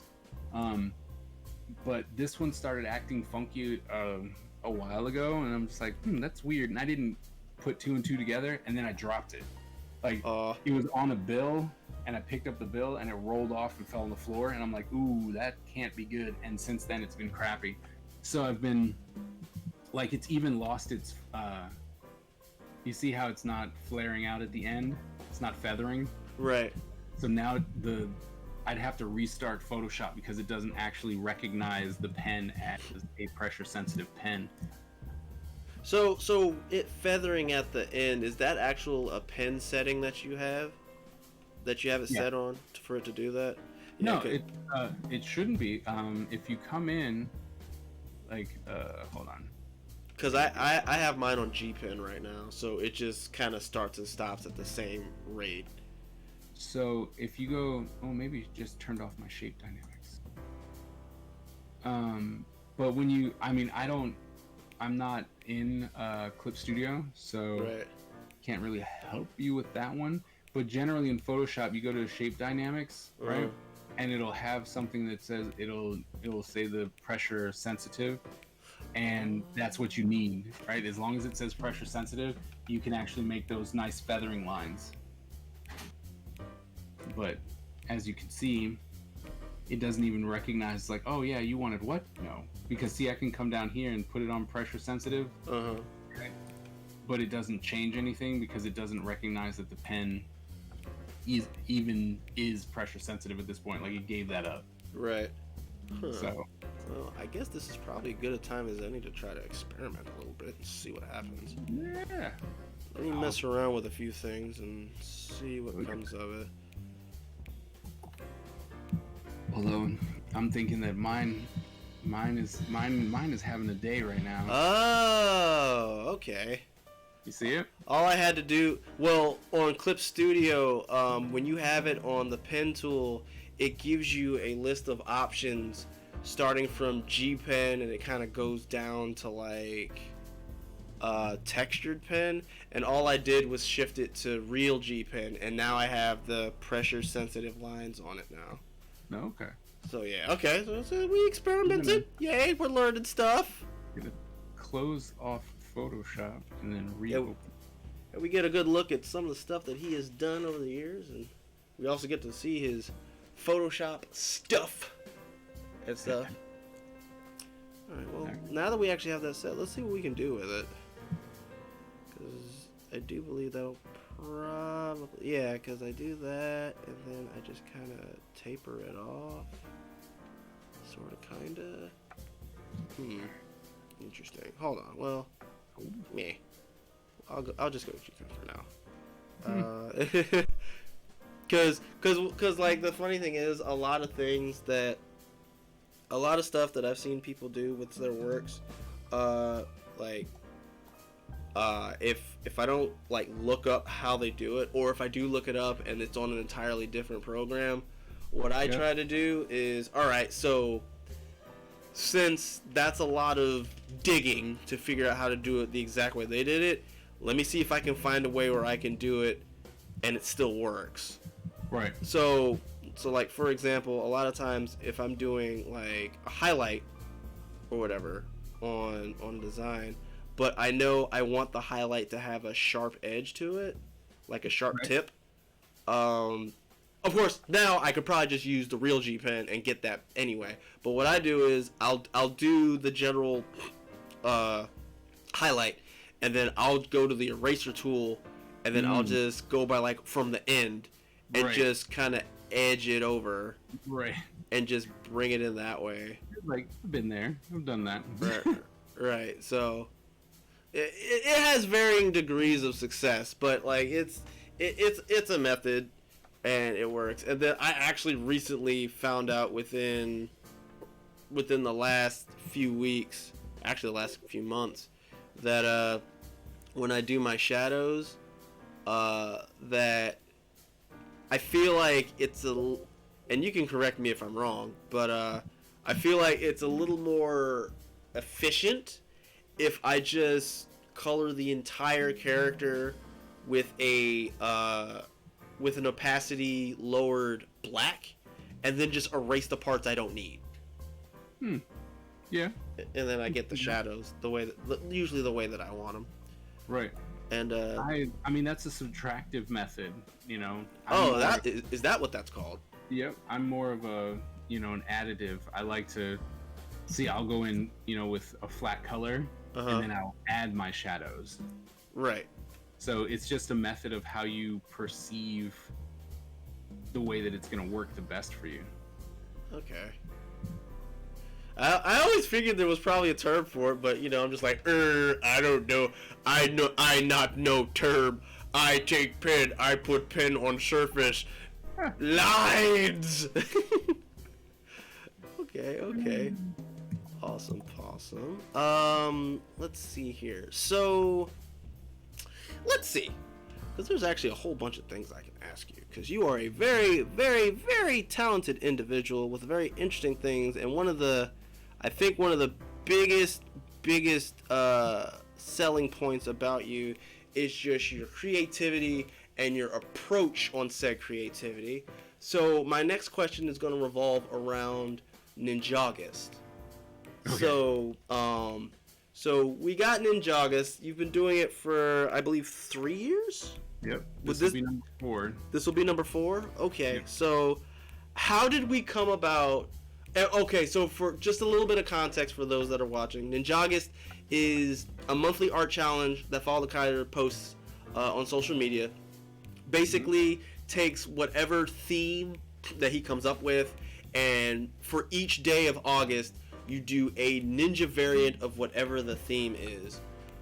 So far, he has done Marvel, he has done Bugs, he has done Elements, and that's 3 years. So we're on year 4. So that's what he's done so far. So Kaiser, I gotta ask. So how did we come about to creating Ninjagus? Like, where did that come from? Well, everyone loves or loved. Inktober, right? Everyone's on Inktober, and I hate inking, like, with a passion. Okay. And I was like, man, I don't want to do Inktober because I don't want to ink. Like, it defeats the purpose. Like, I hate inking, so why would I do it? Right. But I was like, but this art prompt thing, this is actually a pretty cool idea. Maybe we can get some extra people to do a prompt with me, right? And the idea was at first was to do it in October, but I was like, well, that would be dumb. That's like going up against the WWE with a wrestling show on WrestleMania and be like, hey, we're going to start our own show on WrestleMania night. You're going to lose, right? Right. You're just going to get eaten. So yeah, no one's going to notice it because there's too much attention on the other thing. And so I was like, all right, well, let's pick another month. Like, what month do we go with? And I was like, I'm going to do ninjas because I'm me. Right. And so I was like, all right, so I got to do ninjas. And then I came up with the prompt first, right? Because it was the elements one that we did first. Right. And it was like, I have the prompt. Now I need to figure out where to put it. And so I was like, January, like Jan, I was like Jan Ninja, Jan Ninja. I was like, that's not gonna work. The planning process is so great. Right. It was like, no, okay, that's not gonna work. And I was like, March. And I was just going through every single month to see where I could put it. Like I was like, there's an N in this one. Okay, let's put ninja on it. Or this one has an I. Okay, let's see how we can work that. And then we got to August, and I was like, well, there's an A on the end of ninja, so why not? Let's try that. And it was just like Ninjagist, and I'm like, you know what? That doesn't sound bad. It doesn't sound half bad. And then I went to Twitch and I asked them, I was like, what do you think of this? And I told them, the name of it, and they're like, I like that. And I was like, all right. And then that's where it stopped. It was just like, all right, we're creating Ninjagist now. Because ultimately I wanted a prompt that wasn't something that said shattered. Mm-hmm. And then I'm like, ooh, I gotta make something shatter. Like, some people do some great stuff. I'm like, you guys do amazing things with it. I don't want to do that. And that's, it was very selfish. It was a very selfish reason to do it, but I was just like, I don't want to do what everyone else is doing. Right. That was it. Yeah, you wanted to have your own identity for obviously something that already has an established following, but you want to have your own little spin on it. Right. And and it wasn't really like I was trying to establish, like, I wasn't trying to be like, oh my goodness, what if my thing got as popular as Inktober? Like, no, because I knew that I was hitting a niche that, there are people who like it and there are people who could, rather deal with pirates. Right. So it was like, I don't foresee that happening, but I was like, but it could be fun. And I just wanted something else to do besides, I wanted to cash in on the idea of the prompt and have it be something that I thought was going to be fun. And then for me, because it was all about ninjas, I'm like, I'm doing what I love doing, which is character design. Right.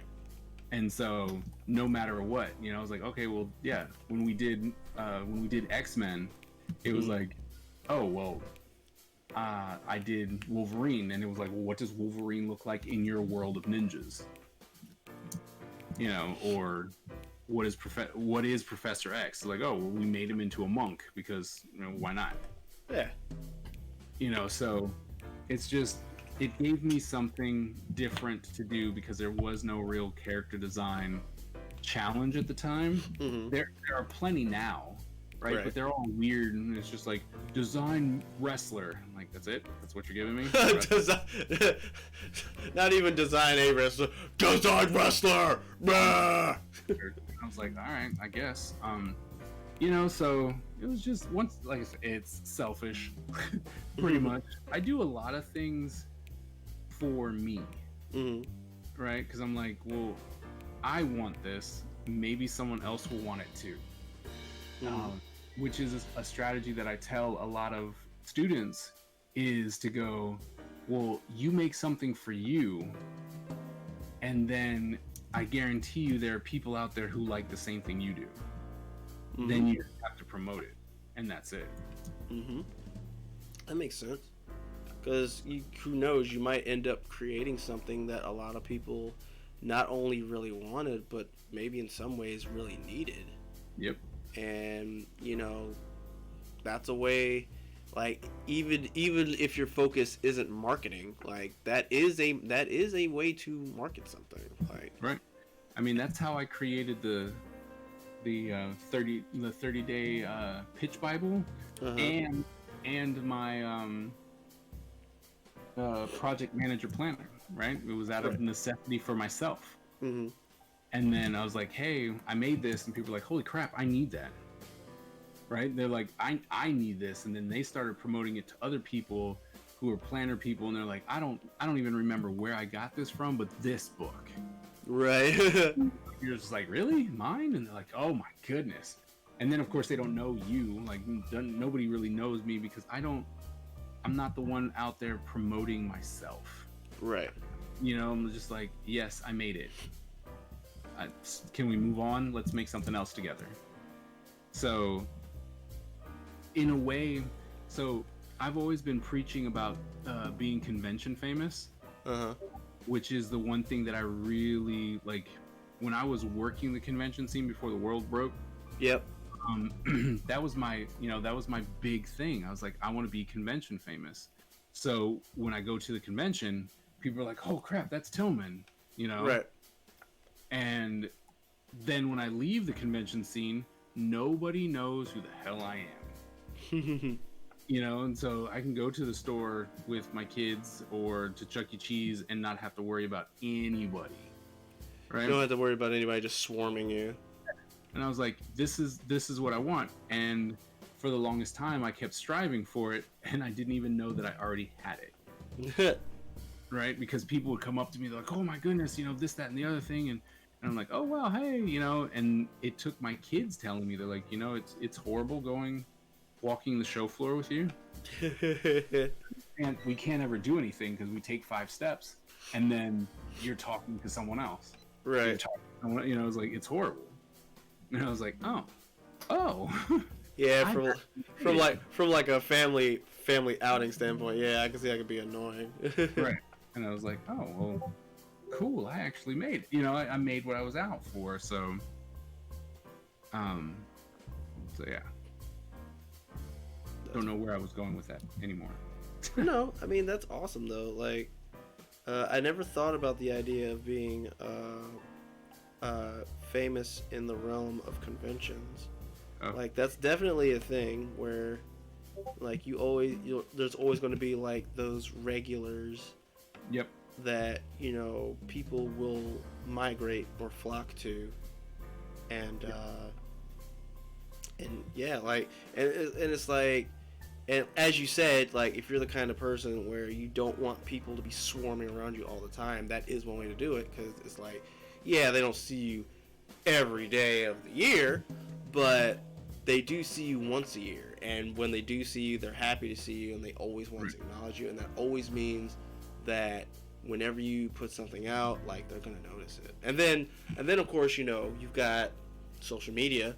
So it's like, at the very least, they can access you via social media, and you can be accessed via social media and still have a healthy relationship and interaction with your family. Yep, absolutely. And it's still surprising to me every single time when people are like, "Oh, I'm such a big fan. I love your work." I'm like, "Wait, me?" Like, really? Oh, me? Oh, sweet. Oh, you know, or they're like, "Oh man, I read your book." I'm like, wait, my book? Like, really? Like, that's awesome. What did you, you know? And then you have that one moment where you're like, oh, what did you think? What did you think about it? And they're like, oh man, it was great. It's like, oh sweet, I'm glad you read my book. You know, but you're waiting for them to be like, man, that book was horrid. Like, oh, I'm right here, man. Okay, let's see. So, covered that. All right. Okay, here goes. I think we've reached this point now. So, all right. So, you sir, are working on a project of grandiose proportions, and you have deemed the name of this project to be the Ninja Empire. Correct. So, I've seen some of the stuff that you've done on in your streams. I've seen some of the stuff that you've posted online. From the character select screens to the different variations of ninjas, and I've even also seen you dabble in the super deformed design, i.e. chibi forms. Yep. So, what is Ninja Empire? That is a good question. I don't know. I really don't. It started off where I wanted to make a mock video game pitch Bible. Okay. Where I did all the designs for characters, their move sets and special moves and stuff like that. I was like, this would be really fun to create a really rich and elaborate world, and then, you know, create all these fighting characters and stuff like that. Mm-hmm. Then it went to, oh well, I want to do a comic. I'll do a comic, right? Because comics are cool. And then I kind of pushed off the game Bible, and I was like, no, okay, we'll do that some other time. And then I was like, yeah, comic. And then, you know, talking to Skip, then I'm like, no, I'm gonna animate for some crazy reason. Probably because of Jesse Cohen, I would imagine. No, his stuff is amazing, and it's just, I'm like, that's too much work. Like, I was gonna do like unit animations and stuff. Like, I'm gonna do the power hits and, you know, just seeing them move and come to life and stuff like that. I was like, that'll be fun. Mm-hmm. And I am, well, very slow because I haven't learned any tricks. You know, like, I don't. After years of doing something, you have shortcuts that you do, and I don't have them. So I'm like freshman year level animation student, taking forever to do the easiest stuff. And I'm like, okay, did that. Then it went back to the game. Then it was like, oh, well, I'll do toys, which is where the chibi stuff came in. Right? It's like, oh, well, maybe I can do something like Funko Pop kind of style. And, you know, I was like, yeah, this would be cool. And I was going to do the comic in that style, because I was like, yeah, it'll be these super cute things, but super violent. You know? And I was like, this will be cool.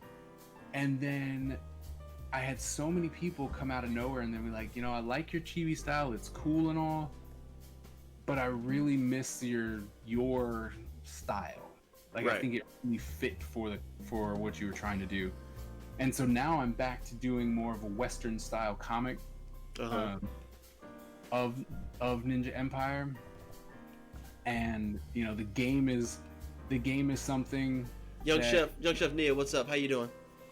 It's like, the game is something that's going to happen too. You know, it is, like I said, it's my magnum opus. I'm going to be doing everything with this. Like, everything. So, toys, comics, animation. You know, I already have like a sticker empire going on right now. Right.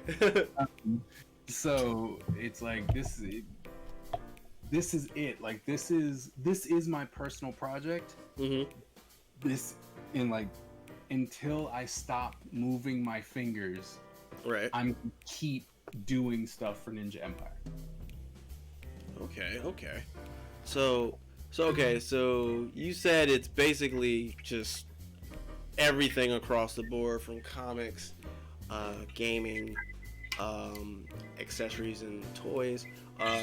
Of course, you know, we all know that when it comes to animated IPs, one of the most important things is its ability to sell toys. In fact, Teenage Mutant Ninja Turtles is a prime example of that, where you had two guys from New Jersey, if I'm not mistaken, that were in their garage, and they put a comic book together that was supposed to be a parody on the superhero genre, and it's now 2021, and they're still making animations, they're still making movies, there's still a toy line, which, so... Crazy following. Right, like, the following is just massive.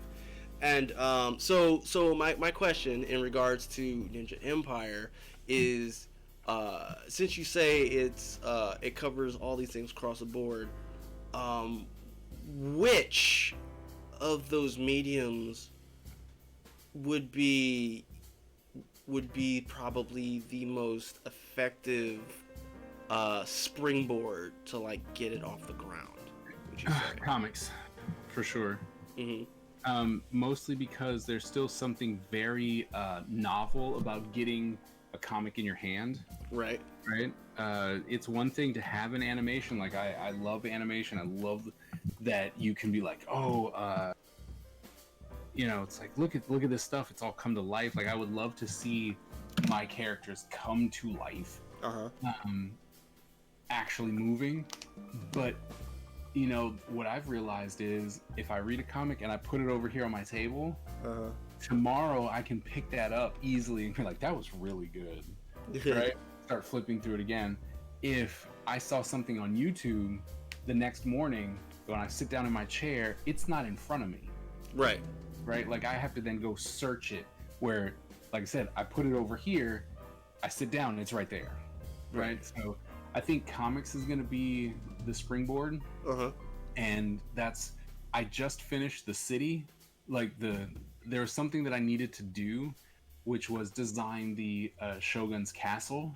Yeah, I saw, was it last week where you were working on that? Yeah. So I had to finish doing the designs of the Shogun's castle because the first couple pages of the book happened there. And so now that that's done, I have some commissions I need to finish. Right? Like I got some commissions in the middle and I was like, all right, let me finish these commissions. And then once that happens, I'm going to start drawing the comic book. And I haven't officially drawn like a comic book in a very long time. A couple pages here and there, sure. But because I remember you were helping out with a comic commission that other day. Yep. Yeah. Where I know that wasn't under the Ninja Empire mantle, but I did see that you were actually working on comic book related content. Right. But I can see how because it's not Ninja Empire related, like, and as someone who started on the 5th episode of his comic book on September of last year and is still not done yet. I can see how, going the comic book route is definitely the preferable route, but good Lord, it takes a lot of time and work.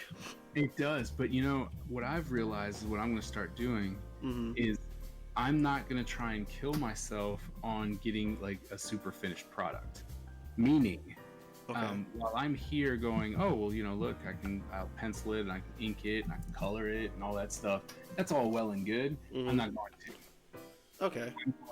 I'm going to pencil this, and I'm going to put out a book of pencils. I pencil pretty tight. So it's like, here's my pencils. Love them. Right? And then if it's like, oh, you want them inked? You want me to ink these pages too? Hit me up on Patreon so that I can quit my job so that I can dedicate the 10 hours it's going to take to ink this entire book. Or to color the book. Right? So if all of a sudden, I'm getting enough interest to where I'm like, oh, I keep creating these characters, I keep creating toys, just randomly and stuff like that. And I'm like, all right, well, here's issue 4.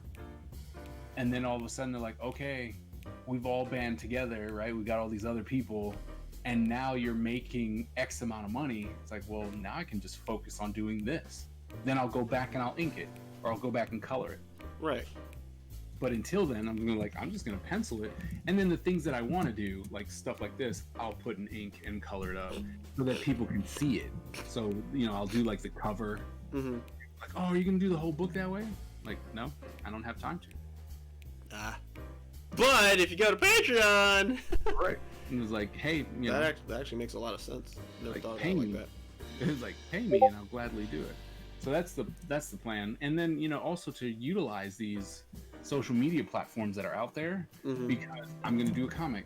Okay, well, make sure that your comic can translate into webtoons. Right. Because I actually did look up like the prerequisites for putting stuff on webtoons. Like they're asking for like, what is it, freaking 3-part turnarounds for characters, and like there's like a bunch of other stuff before they will even consider to put any of your stuff on there. Right. And for me, like, that's nothing. You know, like, all right, whatever. Here's some artwork. But Right. the big thing for me is the format, right? Because it's a vertical format. Right. So you have to, if you're going to be like, well, I'm going to do my comic traditionally, which is horizontally, then you have to think about, well, how can I translate these panels into a vertical format that won't take me too long to do? Right. Because the one thing I am finding is that the time that it's taking me to do it is definitely going to affect how many people are actually still around for it. So I'm very thankful for those that are still sticking around for it. Well, I mean, that's the thing, you know. If you get some fans, that's all that really matters, you know. They will be loyal to you if you give them something, right? Like that's the main thing. Like give the people something, and they will still stick with you. So okay, we're back. Cool. That makes sense. Yeah, my computer likes to act special sometimes. Fortunately, I'm at the point where I can actually work around it, but I do intend on upgrading this thing so that way I don't have to deal with it anymore, and we can actually do things without any complications. Right. But enough about ye old me. I still have quite a few questions here that I wish to ask you. Okay, so you started your Twitch channel not too long ago, or maybe long ago. You've been doing it for some time now. So what is your goal for your Twitch channel, or is this just something you're doing for fun? There's really no goal for Twitch. The platform of Twitch is really in an isolation cube. It's its own community, period. Right? Like nothing leads to Twitch and nothing leads away from Twitch. Twitch. Like that's it, right? While you can link, you can be like, oh, well, here's my Instagram, you know, and it links to that. But it doesn't seem like Twitch has its own community, like period. Right? Whereas it seems as though every other social media platform starts rolling into each other, right? Stories came out, and then it's like, oh, well, I can do that too, you know, Instagram, Facebook, Twitter, everyone starts doing Twitter, you know, these like stories. Right. Then, you know, shorts came out, and then it's like, oh, well, yeah, we want to do shorts too. So now it's like Instagram Reels, which is only 30 seconds long, and then Snapchat, and then YouTube, you know, so everything is like wrapping itself into each other. And eventually, you know, it's all going to be one thing. Like, it's going to be the same thing everywhere. And except for Twitch. Twitch live streams, that's it. Right. You know, it's like, yes, you can put up a VOD, but it's like, ultimately, Twitch is a live streaming platform, and that is it. Yes. And so I do Twitch because the youth like Twitch. Right. Right. And so they're like, oh, well, this is Twitch. I'm like, yeah, I have a Twitch and I stream out there. They're like, oh, okay, I'll watch it there. Right. Right. But ultimately, I'm trying to focus on YouTube. Like, I'm putting a lot of effort into that versus, you know, Twitch, which is hilarious because when I stream, I have more people watching on Twitch than I do on YouTube. Right, because usually with YouTube, it's associated with catching videos that have already been posted, and whatnot. Even though you can live stream off of YouTube, but it is more popular. Right. It really is. But so I think that over time, you'll see that a lot more people are gonna, you know, they probably are going to start migrating away from Twitch because there are other platforms that are allowing you to live stream, and it connects it then with other stuff. Right. Yeah. So, especially considering like the content that you're doing, like you could definitely do art streams on Twitch, but ultimately, like, the main thing that people go for when going to Twitch for things is normally gaming. Right. So, and that's the thing. Like, sadly, the thing that's really missing on all these platforms is an art streaming channel, like platform. I mean, mm-hmm. it doesn't really exist, which is sad. Right. Because a lot of the consumers are more into things that are, like, I think what it is with art, you have more people that are more concerned about the finished project than they are about the process that leads to it. Right. So, like, there are people out there who, do find joy and entertainment in the process of something being put together. But for the mass majority, it's usually the finished product they're more concerned about. Right. And, because, like, you've even done this too. Like, when you've done, like, your speed drawing videos, but you have a time-lapse version. Right. Like, that's literally it. It's like, yeah, you do show the process, but it leads to the finished product within, like, 10 minutes, if that. Oh yeah.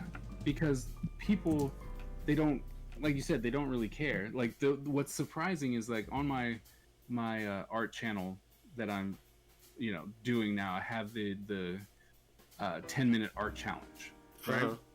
That is the first, like, I used to do when I was doing that over in the FollowtheKaiser channel, I sped it up so that it was like 3 minutes, 2-3 minutes, right?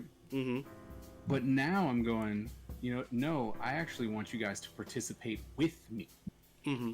Right? So now it's like, all right, I have a timer. It's like, here's 10 minutes on the clock. We're drawing, Scorpion today. Get your reference for Scorpion and, let's go. Yeah. And it's the first time that I've actually done that, because normally, like you said, I speed up, you just speed up the process. Right.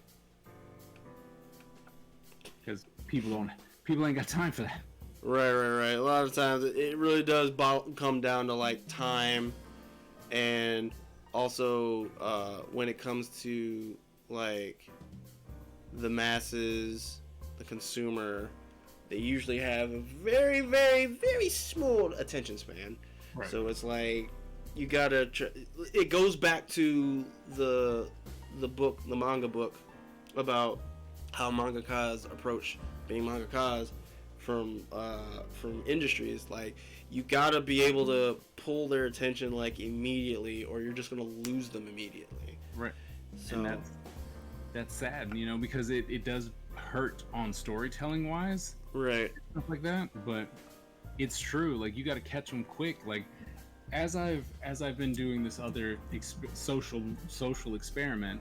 By the way, how close are you to 1 million followers mark? Where are you at? I have 518, which I think is still great because it's only been going for 2 months. So right. Okay. But there's a lot of things. Oh, the social media experiment is actually great. Like, I love what I'm learning from it. Even about YouTube, about the clientele of YouTube, but then also of myself, right? Because I'm doing these things, right? Like, I'm doing the art, and I'm like, okay, yeah, this is great. I'm doing this, but ultimately, I'm an educator, right? And it took me a while to realize that all the stuff that I'm the things that I'm doing, or the things that I create later, like, oh, I got an awesome idea for this, educational base, right? Like, I'm teaching you something, right? Now, granted, my character design stuff, no, that's not teaching you. That is art.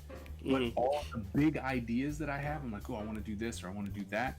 It's all about trying to teach people something. Right.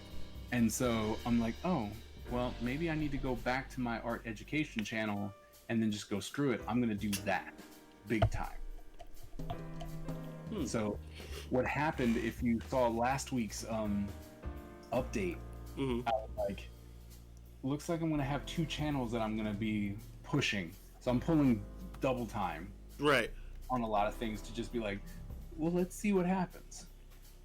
So, but it's been going. I mean, 518 is not something to, you know. Yeah, that's very respectable. Like, You know, and I'm like, it's a lot, yeah. You know, and people. The fun part is when people are like, oh, you know, why would you try and get 1 million? You know, that's so far away. It's like, you're right, but why not try? What's the worst that happens? I don't get it. yeah, you give it a go, and you know, you just keep going, and then if you make it, great. If not, you know what? You gained a lot of knowledge from that journey. Yep. And you can probably apply it to something else, and there's nothing wrong with that. You know, so That's the thing. So I'm just like, you know what?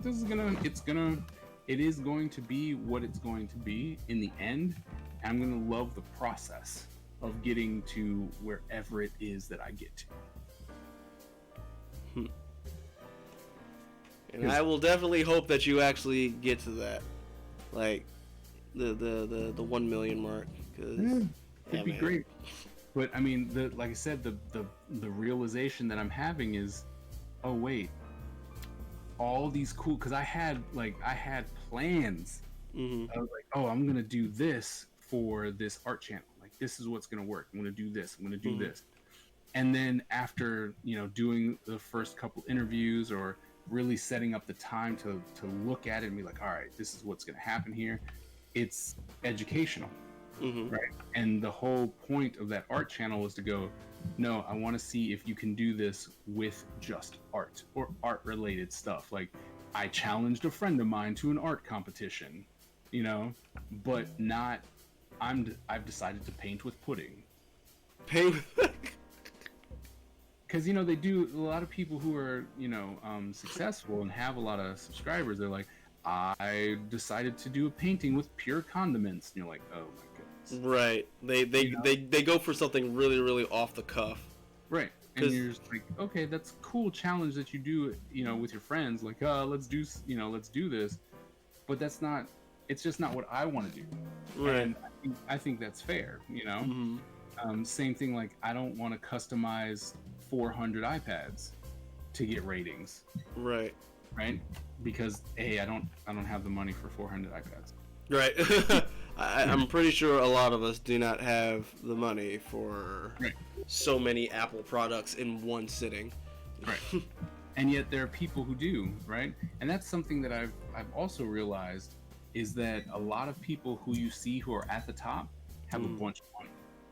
Like they're just like, oh yeah, well, it's taken me 7 years to get here, but now I get all these quadrillion views because I got money to spend.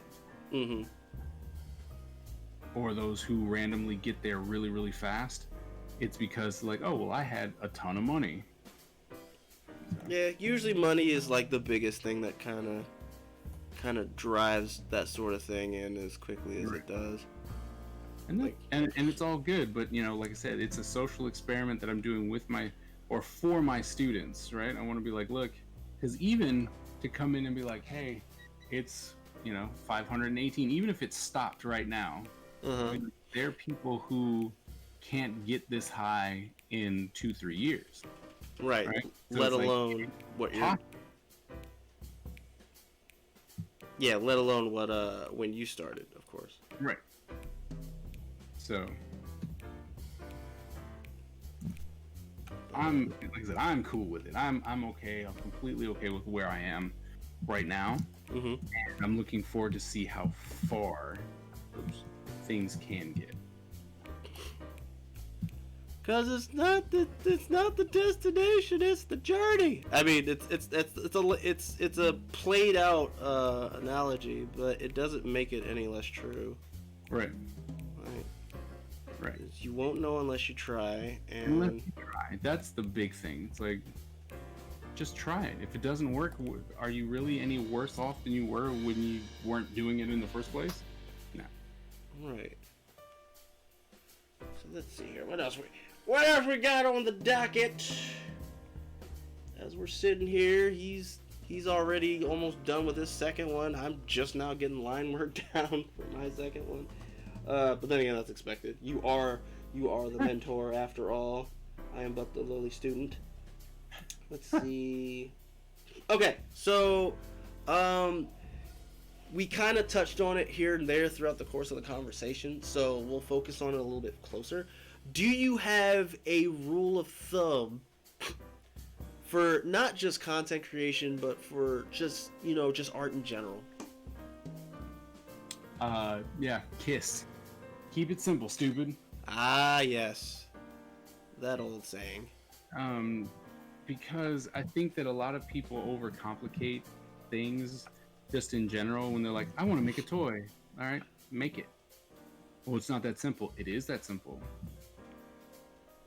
Because most of the time they don't exactly know what the hell they're talking about. Mm-hmm.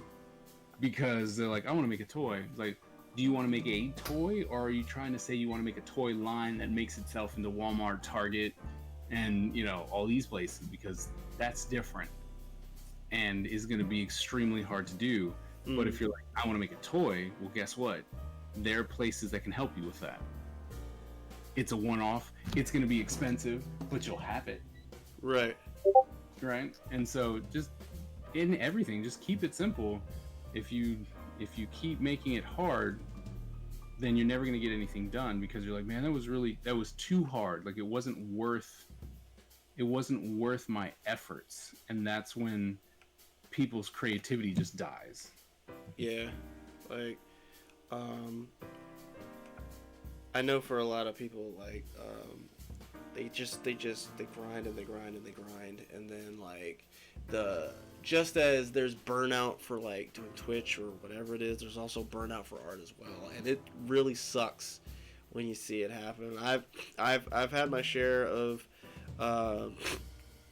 co-students from the school where it was like I would catch up with them. It's like, oh, so are you still doing the 3D modeling thing and whatnot? They're like, nah, man, I just gave it up altogether.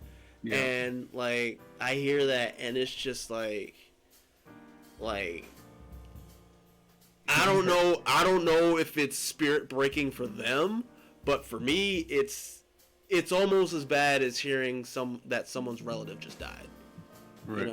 Because it's like this was something at one point you were passionate about, and now like you just don't have it anymore, and yeah, it's yeah. It's rough, man. Very true. Absolutely rough. Very true. Especially when they were like good too. Right. So good. Like, yep. Well. Yeah, that was good, but it's over now. So I'm just gonna sit here and do my 9 to 5 and keep it going from there. My real job now. Yeah, like and like, there's nothing wrong with that. But once again, like I was saying earlier, it's just, you freaking, when you've seen them when they were actually just really committed to whatever it was that they were working on, only for them to just completely give up on it for one reason or another. Right. And I know we don't know what people are going through during that time, but it doesn't make it any less heartbreaking, right, in my opinion. Right. Let me see here. I need a reference thingy. Is it not in here? Oh, pigs in a blanket. Come on now. I guess I'm just gonna have to pull this. Let me pull this, because oh, that didn't work at all. Whoops. Nope. Don't do that. File open. Gotta do it this way, I think. I think I tried to import it, but that's why I was trying to import it, because I'm slow. All right. Oopsie McDoopsie. All right, there we go. That's what I needed. I need your color palette. I need your color palette so I can actually do this the way that I want to. Let's see. While we're doing that, so these characters that you just put together, are these characters that you've already created, or is this just off the cuff? This is happening right here, right now. Okay. Let's see here. Ooh, this is a good one. This is a good question. I like this question. I've been doing the McAgee3 Meetup for about since I think either November or December. So I've been doing it since January. No, longer than that. I've been doing it for a while. And this question that I'm about to ask is usually the question that gets it has gotten every single person I have had on this stream so far. So let's see if it gets FollowtheKaiser as well.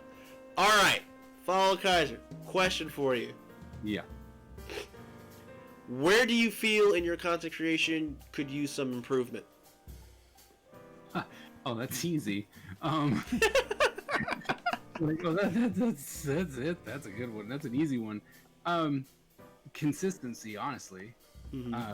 Consistency in, like, I'll start posting and I'll be like, bam, bam, bam, bam, and I'll post and I'll post and I'll post. And I'm like, yeah, I got a good rhythm, and then I'm like, screw it, and then I'll stop. And you're like, oh, and like Instagram right now. If you look at my Instagram, it's just like it's been dead for weeks.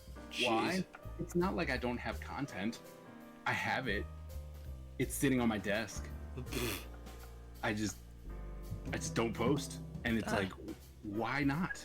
Like I ask myself that all the time. Like, why are you not posting? Like, seriously, like, come on. And I just don't. I don't know. I don't know why. I just don't. And that is a big one. Like, because it's not. One thing is like this whole like social media content creation type deal is not a necessity. Right. That is what the big thing is for me right now, is that when I'm telling my students, I'm like, right now this can become a necessity for you, right? So you got to post all the time. Right. Whereas for me, I'm like, I have a job. I have a good job. I have a good career, right? And so it's like, if I decide to not post one day, like, oh, well, I was supposed to post that on Tuesday. Oh, well. And I'm like, yeah, that sucked. I'll post it on Wednesday. Right? Even though every YouTube channel that you hear that tries to help you with content creation and stuff like that will be like, you gotta stay consistent. If you post character designs on Monday, then you always gotta post character designs on Monday. I'm like, hey, I posted character design 10 weeks in a row on Monday. Didn't feel like posting today, so you'll get it tomorrow. It just doesn't bother me, and it sucks because it should, if I want to make this something more serious. Right. But it's like, but you do have a point. Like, if you already have something in line to where that's not a huge issue for you, then yes, you're gonna be less inclined to try to maintain a consistent posting schedule, and yes, that can work against you in terms of content creation. But once again, like, if you're already in a good spot, I can see how that could be, for the sake of your content creation, I can see how that can be a bit of a stumbling block. Right. And I mean, and I know that. And the problem is, like I mentioned, it's not like I don't have the material. Right. I do. Like, I could post every single day with sketches and stuff like that, but I constantly doubt myself as what people want to see. So instead of letting the people tell me what they want to see, I tell myself what they are trying to tell me what they want to see, which is stupid. Right. Instead of just going, hey, I did this. And it's like, oh, wow, that got like 2 views. Okay, well, maybe I shouldn't post that again. But you try it one more time to see if it was a fluke, or, if they're like, no, we really don't want to see sketches. And like, all right, well, then we won't do that anymore. Right. So. Yeah, because that goes back to the whole, people are more interested in the final product and not so much the prep side. And even if it's just a sketch, it can be viewed as just a prep side of things and not something that's finished. Right. So I said that this layer was going to be closed, yet I immediately start coloring her hair. So that's a thing. Well, fortunately, when it comes to layers, you can rename them when you need to. not that big of a deal. I just thought it was silly because I got sidetracked. But let me see. So okay. So I'm gonna take the same question, but I'm going to readjust it a little. Where You didn't get me? Okay. Hey man, it's what I do. Where do you think in your artistic ability do you need improvement? Inking. Inking and dynamic posing. I have gotten to the point to where I rely on the idea of graphic design, like graphic elements, more so than I do on trying to push the idea of the figure that I'm drawing. Like, oh, I'll just, I'll do some really cool shapes to make it look interesting, right? Instead of going, if you just did something cool with that pose, right? It would give you the same effect. I'm just like, no, I'm gonna do it with these graphic elements. So definitely, yeah, and I can definitely see it in your work. Like, your work is very detailed. The colors look really great. Your freaking color theory is spot on. But I guess I never said anything because I was like, well, he knows better than I do. But I do see where it's like when it comes to their poses, like you do lean a little more on the graphic design aspect to push the poses than the actual poses themselves. Yep. And like I said, I know that. I've actually I asked someone, which sparked a series that I'm going to be releasing here in the next week or so, called Teach Me Something. And I'm going to artists and stuff that I know and that are, professionals in their own right, or they're like, I'm working for this company right now. Right. And I go, teach me something, right? Don't teach the beginner something, teach me something. Mm-hmm. And I went to Robert Atkins, who's the G.I. Joe guy. Right. And I was like, I remember going to school with you and your characters were super stiff. Now you have all this fluidity in your stuff. Like, how do you do it? Right. Right. And we recorded 2 sessions on how to build your dynamic poses without just going, well, you should do life drawing. It's like there's some really cool stuff that he had done and learned over the years, and I'm like, oh my goodness, that makes so much sense. That's really easy. I was like, I didn't think about that. That's so it was really cool to have that. So I recognize anyone who doesn't recognize their own faults is lying. Right. I'm perfect. Nah, you're not. No, there's always room for improvement. Otherwise, there's no point in doing what you're doing. At least that's my opinion. Otherwise, you're dead. Yeah. If you can't improve anymore, you have died. Like, I know that's probably a bit much, but that is definitely where I stand on that. I'm like, if you've stopped learning, if you're like, I've learned everything I can, then whatever God you pray to is coming to get you shortly. Oh boy. Bless Arceus in thy name. Amen.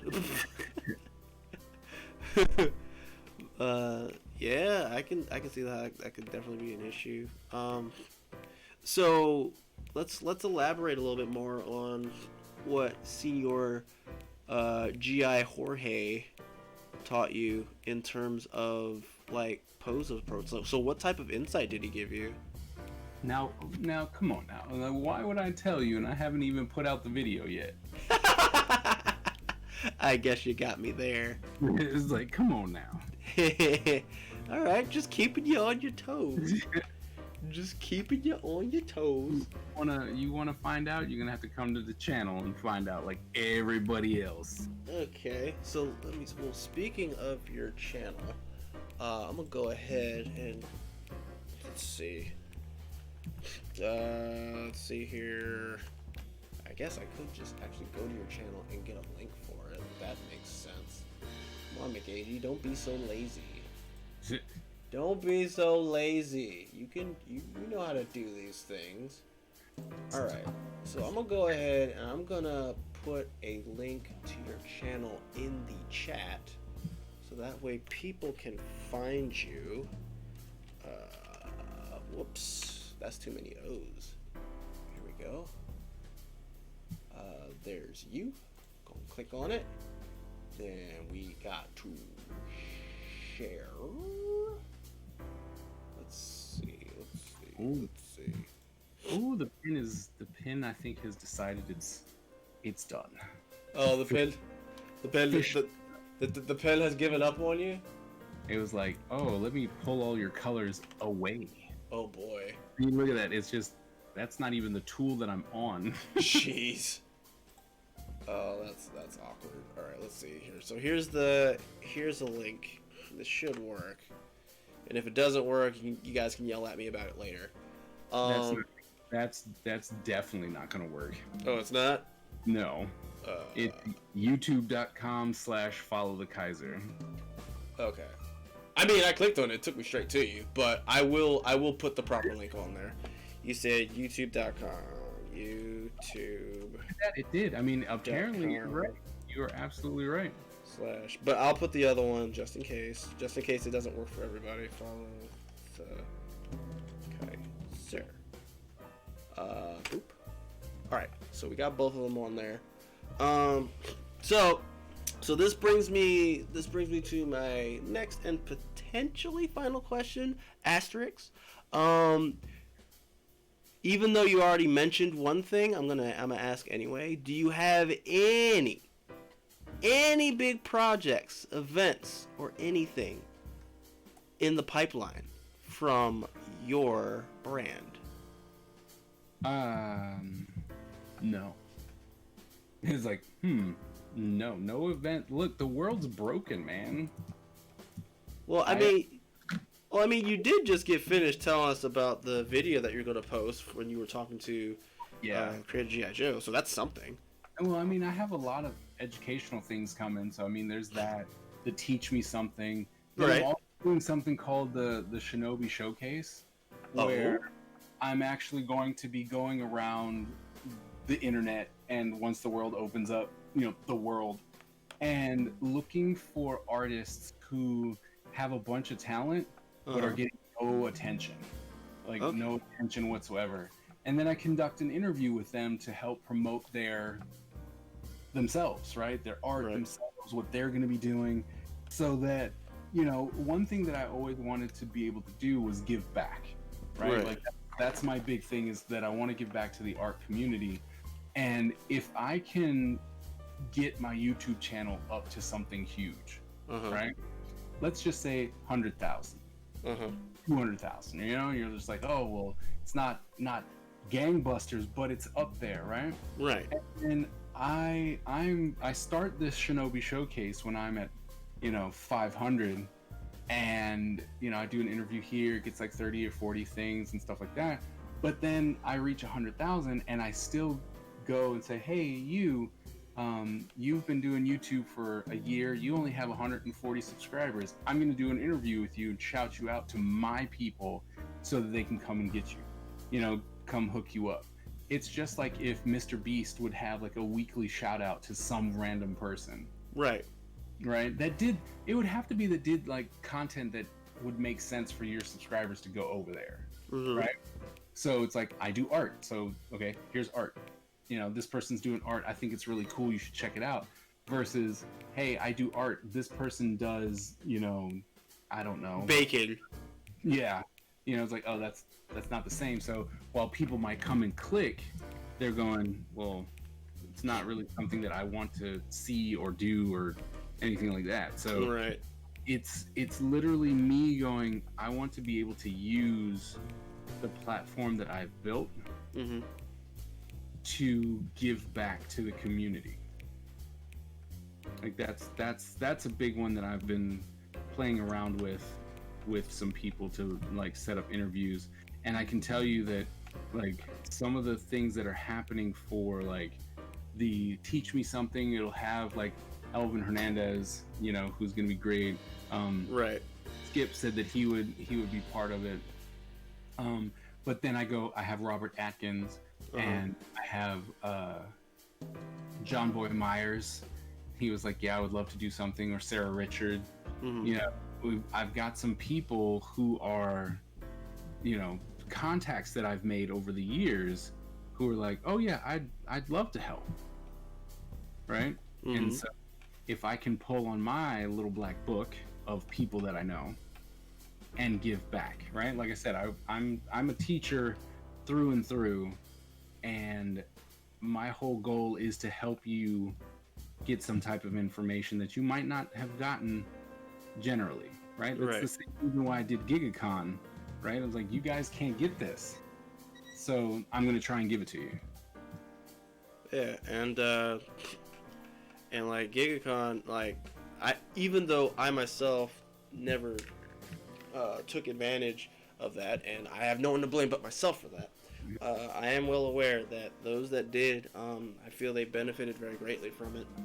Right. And because for those that aren't aware, GigaCon was basically an art convention that Kaiser came up with for specifically to help push his students and to push their works. And like the reason why I say, you know, the reason why he says that not a lot of people can get it is because when it comes to conventions, especially if you're trying to get like a table or something for their artist alley or whatever the equivalent is, you gotta apply for it, and then you have to be accepted for it, and not everybody gets that. So when you have with GigaCon, it was literally just, it's mainly meant for you to be able to showcase your art. So all you really had to do was just show up, right? And then you had to tell us you were going to show up, but ultimately you just had to show up.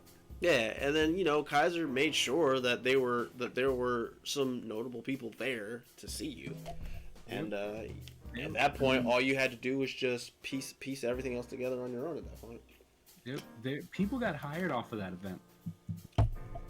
You know, they're like, oh man, this person's work is phenomenal, or you know, they had one-on-one portfolio time. That's the thing that I thought was unique about GigaCon, was that I would bring in people like Humberto Ramos or David Finch, and you could sign up for 15 minutes portfolio review. You know, with these people, which that just doesn't happen. Yeah, because like you already explained in the story you already gave, like normally you bring a portfolio somewhere, they'll take it, they'll throw it in the trash, be like, have a nice day. Right. So, you know, having something in place to where that sort of action towards your work is not going to happen, because the people that are there are expecting to see something along those lines, is a very, very welcome idea and concept. And yeah, if nobody else does, I'll do it on their behalf. Thank you for that. Yeah, no, absolutely. Here's the thing, I'm sneaking it into Montgomery College, so no surprise. Rise again. Nice. No surprise there. Yeah, you can't keep the Kaiser down. This man is always either creating something or establishing something or something. All the somethings. All the somethings. Let's see here. How you feeling? Well, I've been up since 3 a.m. Oh boy. And I have an early morning tomorrow because I got to teach again. So. Okay. You know, so you got like one more question. I think I finished this one and I'm not about to start another one. So. Okay. Yeah, like he's got his 2 done. I'm still working on my second one, so that's the testament of his abilities. But I guess the only other thing I can ask you is, this is literally just off the cuff. Actually, wait. Okay. One more story I would like from you, and then we can wrap up. Okay. Once upon a time at AI, you were telling us about how you tried to apply for the writing staff of the WWE. Walk us through that. Why? I was like, why? Because it's a wonderful story, in my opinion. The thing is that, so I'm, I love wrestling, right? I grew up with my dad watching wrestling, and to be honest, even when people are like, why do you watch wrestling? I'm like, it's live action comic books, right? You got these super chiseled people fighting each other, doing banana things, and you're just like, it's just a big comic book. The problem is that the comic book story sucked. Right. There was no, there was no arc. There was no month to month storytelling or year-long build to a big, finale. There's just nothing. It's like, hey, this person's fighting that person. Why? Because we said that person's gonna fight this person. You're like, okay. Because they grabbed a scooter that person owned and hit them with it, and now they're gonna have a match at WrestleMania, which actually happened. So continue. This is so weird. Rhea Ripley coming out and just being like, I want a championship match, and Oscar going, okay. Like, wait, what? Okay. You know what I mean? I'm just like, wow, there was no build there, and then you gave crap to someone else. I'm like, okay. But back then, the story was just as horrible, right? And I'm like, okay. And I, working through TNA, right, got to know I got to meet and know Al Snow. Oh, okay. AJ Styles, Samoa Joe. I got to meet them, and we'd see each other, like every week, right? Because I would go to the show. Right. And well, they got to know me and stuff like that, and I would ask them questions about creative and things like that. And then I asked Al, because he was big in TNA. He was one of the creative people in TNA. And I was like, well, what about writing? Like, I want to do writing. Like, I would love to tell a story, because I think you need storytellers. Right. And he was like, that'd be a great idea. And he's like, where do you want to go? I was like, I would love to do the WWE. And the man looked at me and was like, do you have a journalism degree? I was like, no. He's like, well, then you're not gonna get a job as a creative at the WWE. I was like, are you kidding me right now? Why would I need a journalism degree to write fictional stories? And he was just like, I don't know, but that's the requirement. You need to have a journalism degree. It's like, so that's why the stories suck. None of you have a creative bone in your body to where you can be like, where you can use someone. Like, how can you look at someone like Keith Lee or Aleister Black or Ricochet or The Fiend and go, I have no idea what to do with these people? Like, how is that even possible? And then to have someone like Big E, who is a wonder on the mic. He's huge, he's fast, he's agile, and you're going, you know what we're gonna do with you? We're gonna take your belt away from you at a Nigerian drum match. And it's like, what the hell is that? We don't know. We don't know, but we know it has something to do with no holds barred rules. And, because once we finally found out, I'm like, wait a minute, why wasn't it just a no holds barred match? Like, why bring out the drums, which nobody used at all? No, they didn't. And then there was more action for the gong, which made no sense that it was there. Right. It was like, that's a different culture, man. Like, why do you, what? Okay. Like, you have no idea, and then it was just to be told that, when you're in a situation where every fiber of your being goes, I can do that better. Right. Like, I know it, I can prove it, like, I can do that better. And then they go, do you have this? You're like, why the hell would I have that?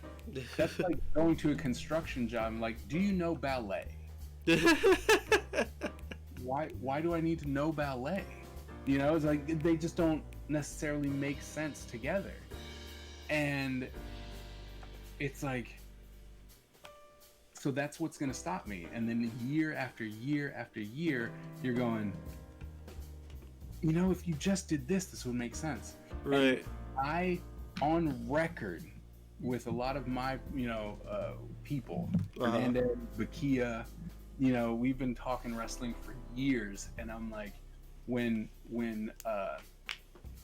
freaking Roman Reigns was still in the Naruto sayings, dig it, believe that, right, all that kind of stupid. And I'm like, Roman Reigns is a bad guy. He can't cut a promo to save his life, but he's got the look of a bad guy. He should be a bad guy. And they're like, well, yeah, but he can't talk. I'm like, that's fine. Put him in with Paul Heyman, who will do all the talking for him. And he will be one of the best characters that you can have.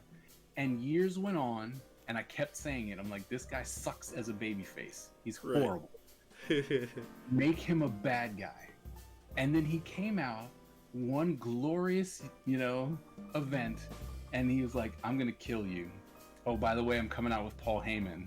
Don't worry, I got this. Oh, I'm gonna kill you. And then I'm gonna kill my family. And then I'm gonna kill everything that's in my way. And you're like, this is great.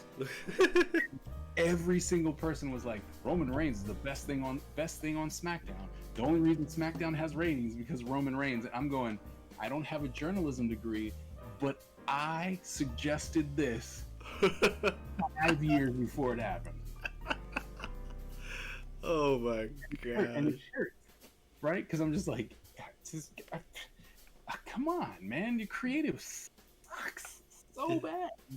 There's no reason. You know how bad you can tell creative just gave up? Like, they just gave up. Right. When WrestleMania, it only happens once a year. And to be honest, I think I didn't care about any match. No, it's not true. I cared about 2 matches. Okay. Sasha Banks and Bianca Belair, which was amazing. Which was awesome. Yes, it was. And Daniel Bryan, Edge, and Roman Reigns. Which was fine. I thought it was really good. I thought they actually, the wrestlers played it up so that there's a story for later. Mm-hmm. Right? Like, we know that Daniel Bryan, Edge, and Roman Reigns are going to continue this, and they're probably going to continue it with Bryan and Edge fighting each other because they got in each other's way. Right. And so it's like, I thought those two, I was interested in those matches in the start. And I was like, well, Cesaro versus Seth Rollins. Seth Rollins was going to be good. We knew that was going to be good. But there was no build to it. It just happened. Mm. Yeah, they hit him and he hit him, but I'm like, there's no real reason why you have heat with each other. You just don't. Yeah, Braun Strowman was, right. The Braun Strowman thing, that was dumb. Like, excuse me, the Braun Strowman thing wasn't dumb. It was stupid. It was stupid. Yeah. It was just to be, like I said, to be told that you cannot do something that you know without a shadow of a doubt you can do better. Mm-hmm. It really does weigh heavily on your soul. Right. And it's really hard to just accept the fact that, like, even though you are potentially overqualified for the position, that there's just, they're not gonna take you. Right. And it's just the one thing that I've really wanted to do, and I've tried to get like Hernandez and Bakia to jump in it, is to do a fantasy booking. Okay. Right. But fantasy, like, one part was gonna be, we were just gonna do the WWE. Okay. Right? And we were gonna take the characters and go, this is how I would book this, and here's how I think this would work and why it would be interesting. Right. And put it up online. Uh-huh. And let people know of your storytelling, right? This is what's happening. This is where we're going. This is, and literally build the stories of your wrestlers. Right. And then the other one, I was like, what if we did a fantasy booking where you got to start a wrestling company, and you started with I think we said 25, like 25 wrestlers. Uh-huh. Whenever. Like, you could pick any wrestler at any time and have them in your wrestling company. You know, and it's like, who would you pick? How would you book it? You know, and stuff like that. Right. And I'm like, let's do it. And they're always like, yeah, let's do it. And then it never gets, we don't go anywhere. Right. And like, maybe I should just do this on my own. But it's not like I have time. I've got so much. Yeah, you're usually a busy guy, and in saying that, I greatly appreciate you making time out of your schedule to be my guest tonight. Of course. Thanks for having me. Absolutely. But ladies and gentlemen, you all are the best audience a content creator could ever ask for. I stream every Tuesday, Friday, and Saturday at 10 p.m. Eastern Standard Time, USA. Tuesdays, we do Art Tuesdays. Fridays, we do TGI McAgee3, where we do adventure games. Saturdays, we do Saturday Sluggers, where we do fighting games. If you like what you saw, give your man a follow. If you love what you saw, give your man a sub. But either way, let folks know that McAgee3 is out here putting quality content for each and every one of you. And my thing is not working, so I'm just going to keep going. Social media, you can follow me on Twitter, Instagram, and DeviantArt at McAgee3. I also have a YouTube channel called McAgee3 Productions. That's where I do my off-stream grind, Casual Crashers, and McAgee3 Minute series. If that is something you are interested in, hit the subscribe button on the YouTube channel to be kept up to date on all new content that comes up there. I am also an artist. I do emotes, sub-badges, avatars, and banners. I am currently working on my original comic book, Blue Ninja, The Story of Navaya, which you can find on the DeviantArt page, deviantart.com/McAgee3. Episodes 1 through 4 are available for your viewing pleasure on DeviantArt, and every Tuesday I will be working on episode 5. So hang out for that. It's going to be awesome. Let's see here. Miss FollowtheKaiser, do you have anything for us on the way out the door? Just, you can find me on every social, FollowtheKaiser. Everything, Twitter, Instagram, Facebook, YouTube, FollowtheKaiser. And if you want to be part of my social experiment, also check out Art of the Kaiser on YouTube. That is my, can you get 1 million subscribers in 1 year as an artist? Social experiment. Definitely please join me there. We're doing a lot of art stuff and challenges and things like that. But besides that, thank you guys. Be on the lookout for Ninja Empire and always let it ring in your head. It's a catchphrase. Born a ninja, die a ninja. Love it, love it, love it. Shout outs on the way out the door. We've got Young Chef Nia. We've got Skipper Wing. And Skipper Wing, thank you for the host. You're loved and appreciated that. Thank you one and all for taking the time to hang out with your man McAgee3 and FollowtheKaiser. You all taking your precious time out to hang out with us lets us know that our content is worth your precious time, and your time is exactly that. It is very precious to us. So thank you very much. That is going to do it for tonight's streams. FollowtheKaiser, what is your normal streaming schedule, if you have one? I normally stream Monday, Wednesday, and Friday, 8:30 until roughly around 11:30 midnight. All right, so make sure to check him out on those days. Let's see here. I know he's got to get some rest, so I'm just gonna close it up quickly. I'll use social media to let you guys know what's going on for this week. The one thing I will let you guys know is there will not be an Art Tuesday tomorrow because today was essentially the Art Tuesday. So there's that. And the 12-hour stream, that will be next month. And I will get back to you guys in terms of what day and what time.